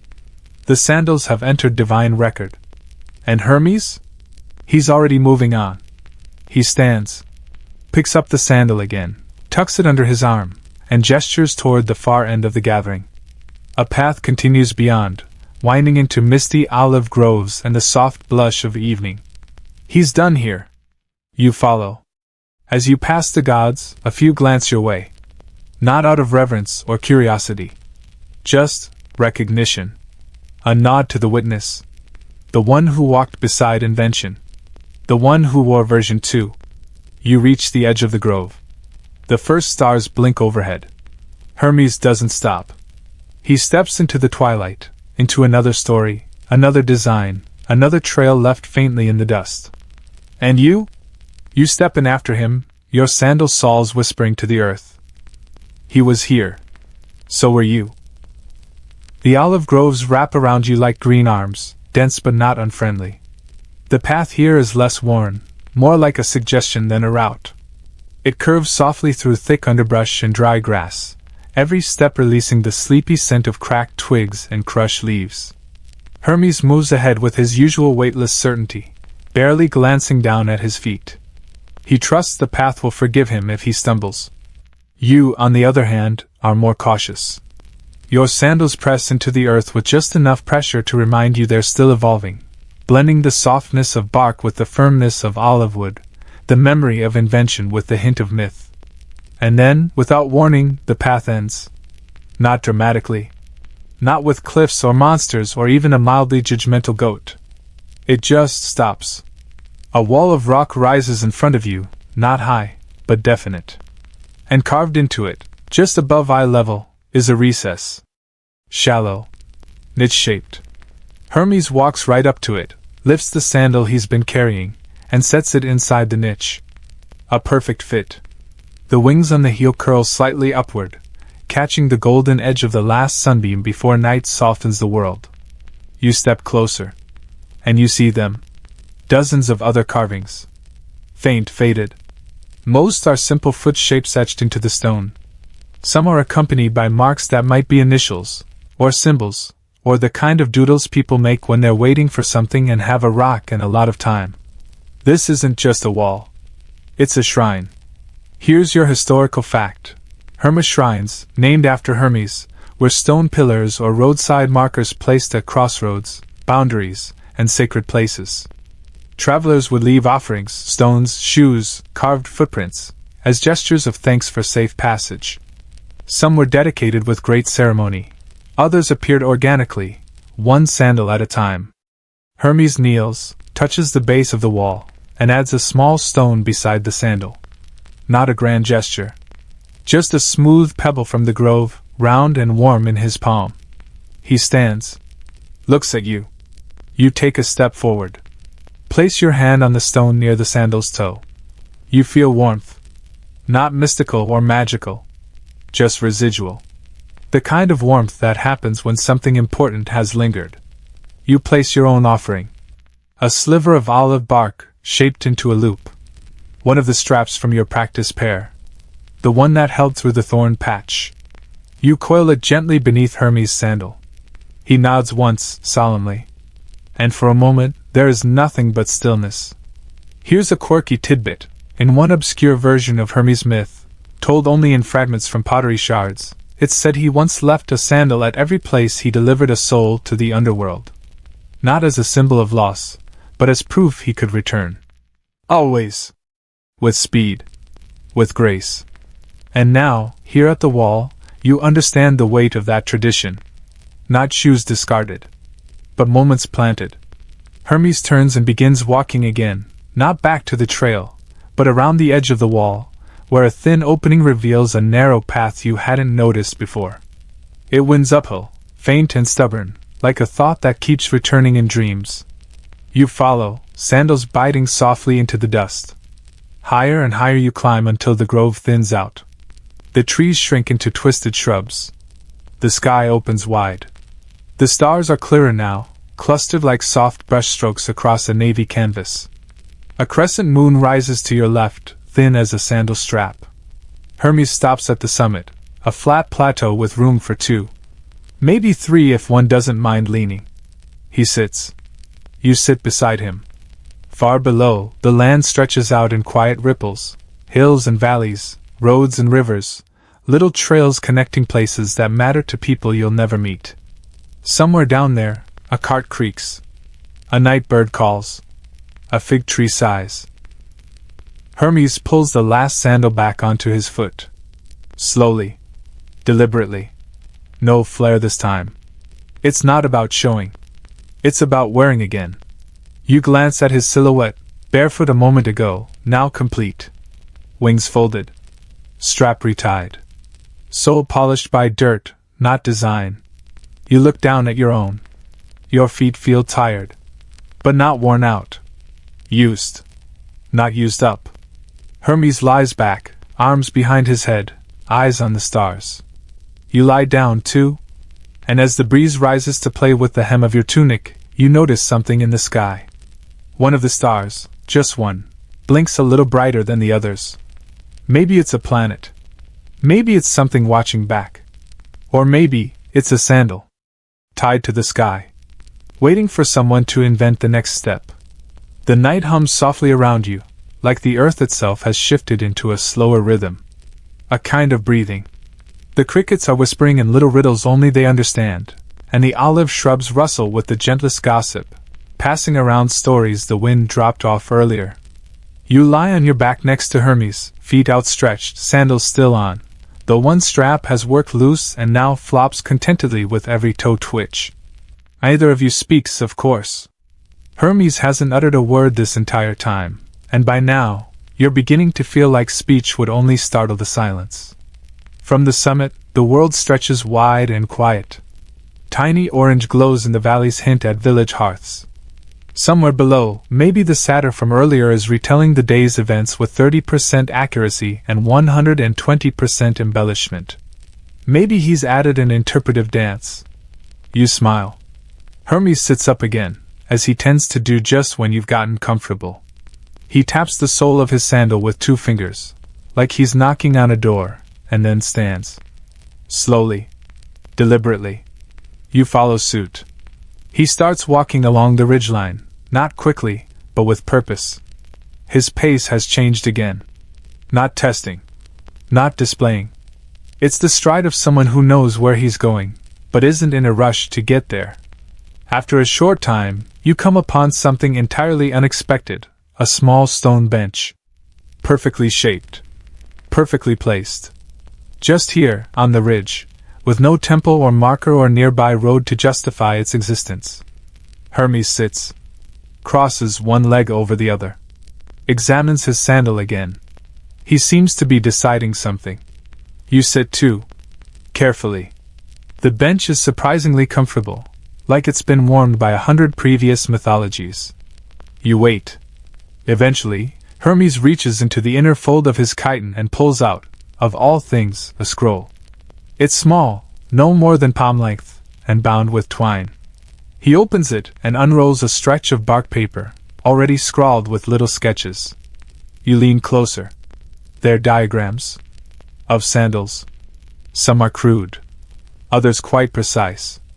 There are cross-sections, not patterns, even tiny foot silhouettes labeled with mysterious symbols, likely divine shorthand for things like heel rub zone or don't forget the feather. He gestures to the scroll, then looks at you. And here it comes. He wants to share it. Not in the possessive, guard my invention sort of way. No. He holds it out as if to say, here. Copy it. Improve it. Give it away. Here's your historical fact. In ancient times, most trades and crafts were passed down through apprenticeships, not locked away in secrecy. Techniques were shared orally, repeated by hand, refined in little workshops scattered across cities and villages. There was pride in the work, yes, but also pride in passing it on. You take the scroll gently.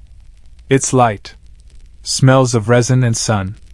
And as you tuck it into your bag, or tunic, or spirit pocket, depending on how metaphorical you're feeling, you realize this isn't just documentation. It's permission. Hermes nods once, satisfied. Then he reaches into his sandal, yes, into it, and pulls out a tiny folded piece of cloth. You didn't even know it was there. He opens it to reveal a small cluster of seed pods. Olive? Maybe. Or something older. He holds them out in his palm, then lets them fall. The wind catches them, just barely, and carries them off over the ridge. You both watch them spin, wobble, and drift downward into the dark valley. Here's your quirky tidbit. In a few rural traditions, Hermes was sometimes called upon not just for safe travel, but for good beginnings. Farmers would leave seeds beside Hermes stones before planting season, not as a prayer, but as a kind of shared understanding. I'm starting something. Walk with me. You both rise from the bench and begin to descend the other side of the ridge. Your sandals, uneven, mismatched, broken in, still feel like the right choice. Below, you can make out the flicker of a torch. Someone else is walking tonight. Maybe a traveler. Maybe a craftsman. Maybe another you. And perhaps, one day, they'll find a single-winged sandal in a niche of stone, or a scroll buried in a wall, or just a footprint with something odd about the heel. and maybe they'll understand. Not everything Hermes makes has to fly. Some things simply have to last. You and Hermes descend the far side of the ridge in a quiet spiral, each turn of the path folding back into itself like a sleepy thought. The stars overhead are brighter now, thick and tangled like scattered barley across a black cloth. The moon, still slim and watchful, follows you at a respectful distance. Down below, the landscape flattens into an orchard, or what's left of one, rows of gnarled trees whose fruit has long since ripened, fallen, and been spirited away by birds, goats, or travelers who preferred snack theft to full-blown legend. Hermes walks slower here. Not from weariness, you suspect he doesn't tire, but from consideration. He kicks at a small stone, then watches it roll down the path until it stops at the base of a withered fig tree. He crouches beside the tree and presses his fingers to the dry soil. You join him, kneeling. It's cooler here, the earth packed and cracked. This orchard feels forgotten, not abandoned. Like something that waited too long for someone to come back. Hermes removes one sandal again, his good one, the winged, iterated masterpiece, and places it flat against the tree's roots. Then he begins to dig. Not a big hole. Just enough for a heel. Carefully, he tucks the sandal into the hollow he's made and covers it with dry earth, patting it down with the same tenderness he used when tying his first reed strap. You don't ask why. Because now you understand. This isn't about display. It's about seeding. Planting something in the soil, not to be worn, but to be remembered. Not because it's finished, but because someone else might find it and make something better.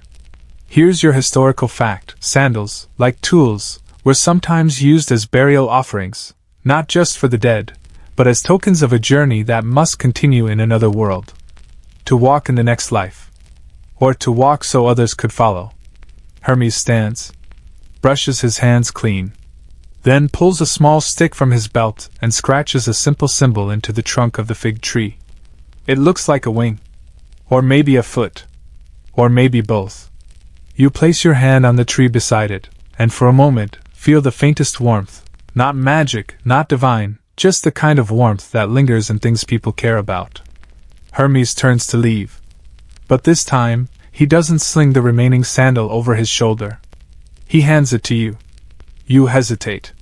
One winged sandal, worn down at the toe, the straps slightly frayed. You look up at him. He gestures, palms up, then points to the path.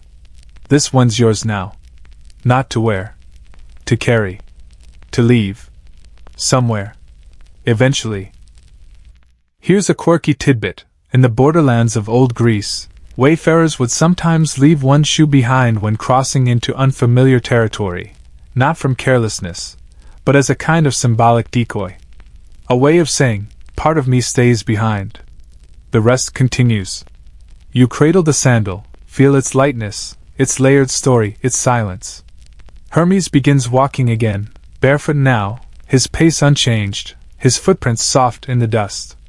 You follow, sandals on your feet, one in your hands, and all around you the orchard breathes like a thing just waking from a long nap.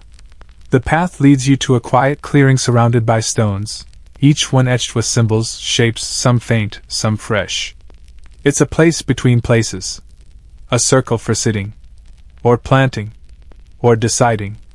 Hermes pauses at the center and spins slowly, arms slightly raised as if checking for balance. He smiles at you. A wide, open, utterly unreadable smile. And then, from the folds of his chiton, he pulls out a small pouch. He opens it. Spills its contents into his hand. Tiny fragments of sandal straps. Old knots. Bits of vine, dried bark, flower stems, even the waxy nub of a feather. All the leftovers of creation. The scraps. The things people forget about once the work is finished. He scatters them on the ground like seeds. You follow, opening your own pouch, less full, less mysterious, but with a few treasures of your own, a broken loop, a snapped reed, one petal that somehow never withered. Together you sow the past. Not for harvest. For memory. Historians still argue whether Hermes ever had a temple built solely for his sandals. Most say no. But this? This feels holier than marble. As you sit together one final time beneath the orchard stars, you realize, not every invention needs a museum. Some only need a quiet place and a few footsteps behind them. The stars hang heavy now, suspended in that gentle hush just before dawn. You and Hermes remain in the clearing, surrounded by tiny scraps of bark, twine, and half-remembered flowers that glimmer faintly in the low light, like a constellation drawn on the ground instead of the sky. Neither of you speaks. Of course not. There's no speech left that would improve the silence. The sandals, your own and the one you carry, have said enough. Hermes stands again, stretching with all the drama of a cat who's just remembered he's divine. He adjusts his belt, dusts off the last traces of dirt, and surveys the path behind you both, as if memorizing it. Then he points, not forward this time, but up. You follow his finger. There, floating just above the tree line, is a ribbon of light. Faint. Nearly invisible. But it pulses with a familiar energy. The kind of shimmer that makes the hairs on your arms sit up lightly. It doesn't lead anywhere you recognize, but it invites. Hermes looks at you, then at the winged sandal you still carry. His expression softens, not quite a smile, not quite a farewell. Something closer to a nod that says, "You'll know when to use it." Then, with no sound at all, he turns toward the shimmer. Takes one step. Another. And lifts off the ground. Just barely. Just enough to stir the dust. His soles hover an inch above the earth. He glides, weightless, almost lazy, into the light, sandalless, barefoot, wingless. Because he doesn't need the sandals anymore. He is the journey. And then he's gone. No sparkle. No boom. Just absence. You remain, holding the single sandal, its tiny wing fluttering in the breeze left behind. You don't follow. Not yet. You sit back down on the ground, sandals on your feet, one in your hands, and let the silence settle like a blanket warmed by stories. The clearing waits with you, unbothered by your stillness. You listen to the ground hum beneath your soles. Not in words, but in memory. In movement. In readiness. Here's your historical fact. In certain rural cults, it was believed that every traveler carried a bit of Hermes in their steps. Not in divine possession, but in presence. The sense that someone clever, calm, and slightly mischievous had passed this way before, and might be walking beside you still. Here's your quirky tidbit. A Roman poet once suggested that if you find a single sandal by the side of the road, you should leave something next to it. Not for luck, not for gods, but because someone might be watching to see what you do. You rise again. You walk to the edge of the clearing. The path ahead is yours now. You don't know where it goes. That's the best part. You tuck the sandal under your arm. Adjust your straps. Wiggle your toes once for luck. And then you walk. Not quickly. Not slowly. Just forward. Because stories don't end. They continue. And sandals? They were always meant to move. Now the path has faded behind you, and the world softens at the edges. The sandals, the stars, the fig trees, the satyrs with strong opinions, they all fade into the kind of memory that hums quietly beneath sleep. You are no longer walking. You're floating. Cradled gently between story and silence. The earth beneath you cools. The air settles into stillness. Everything that mattered today can wait until tomorrow. Even the gods are dozing now, curled under starlight with one wing tucked beneath their heads. The sandal in your arms grows lighter, not because it's vanished, but because you're not carrying it alone anymore. Maybe someone else will find it. Maybe they'll leave one of their own. You let your thoughts trail off, like footprints in dust too fine to hold shape. Breathe in once, slowly. Let it out like a sigh that belongs to the trees. The road continues, but not for now. For now you rest. The stars nod their approval. The sandals stay beside you. And the wind hums you toward sleep, step by gentle step. Good night, traveler. Sleep well.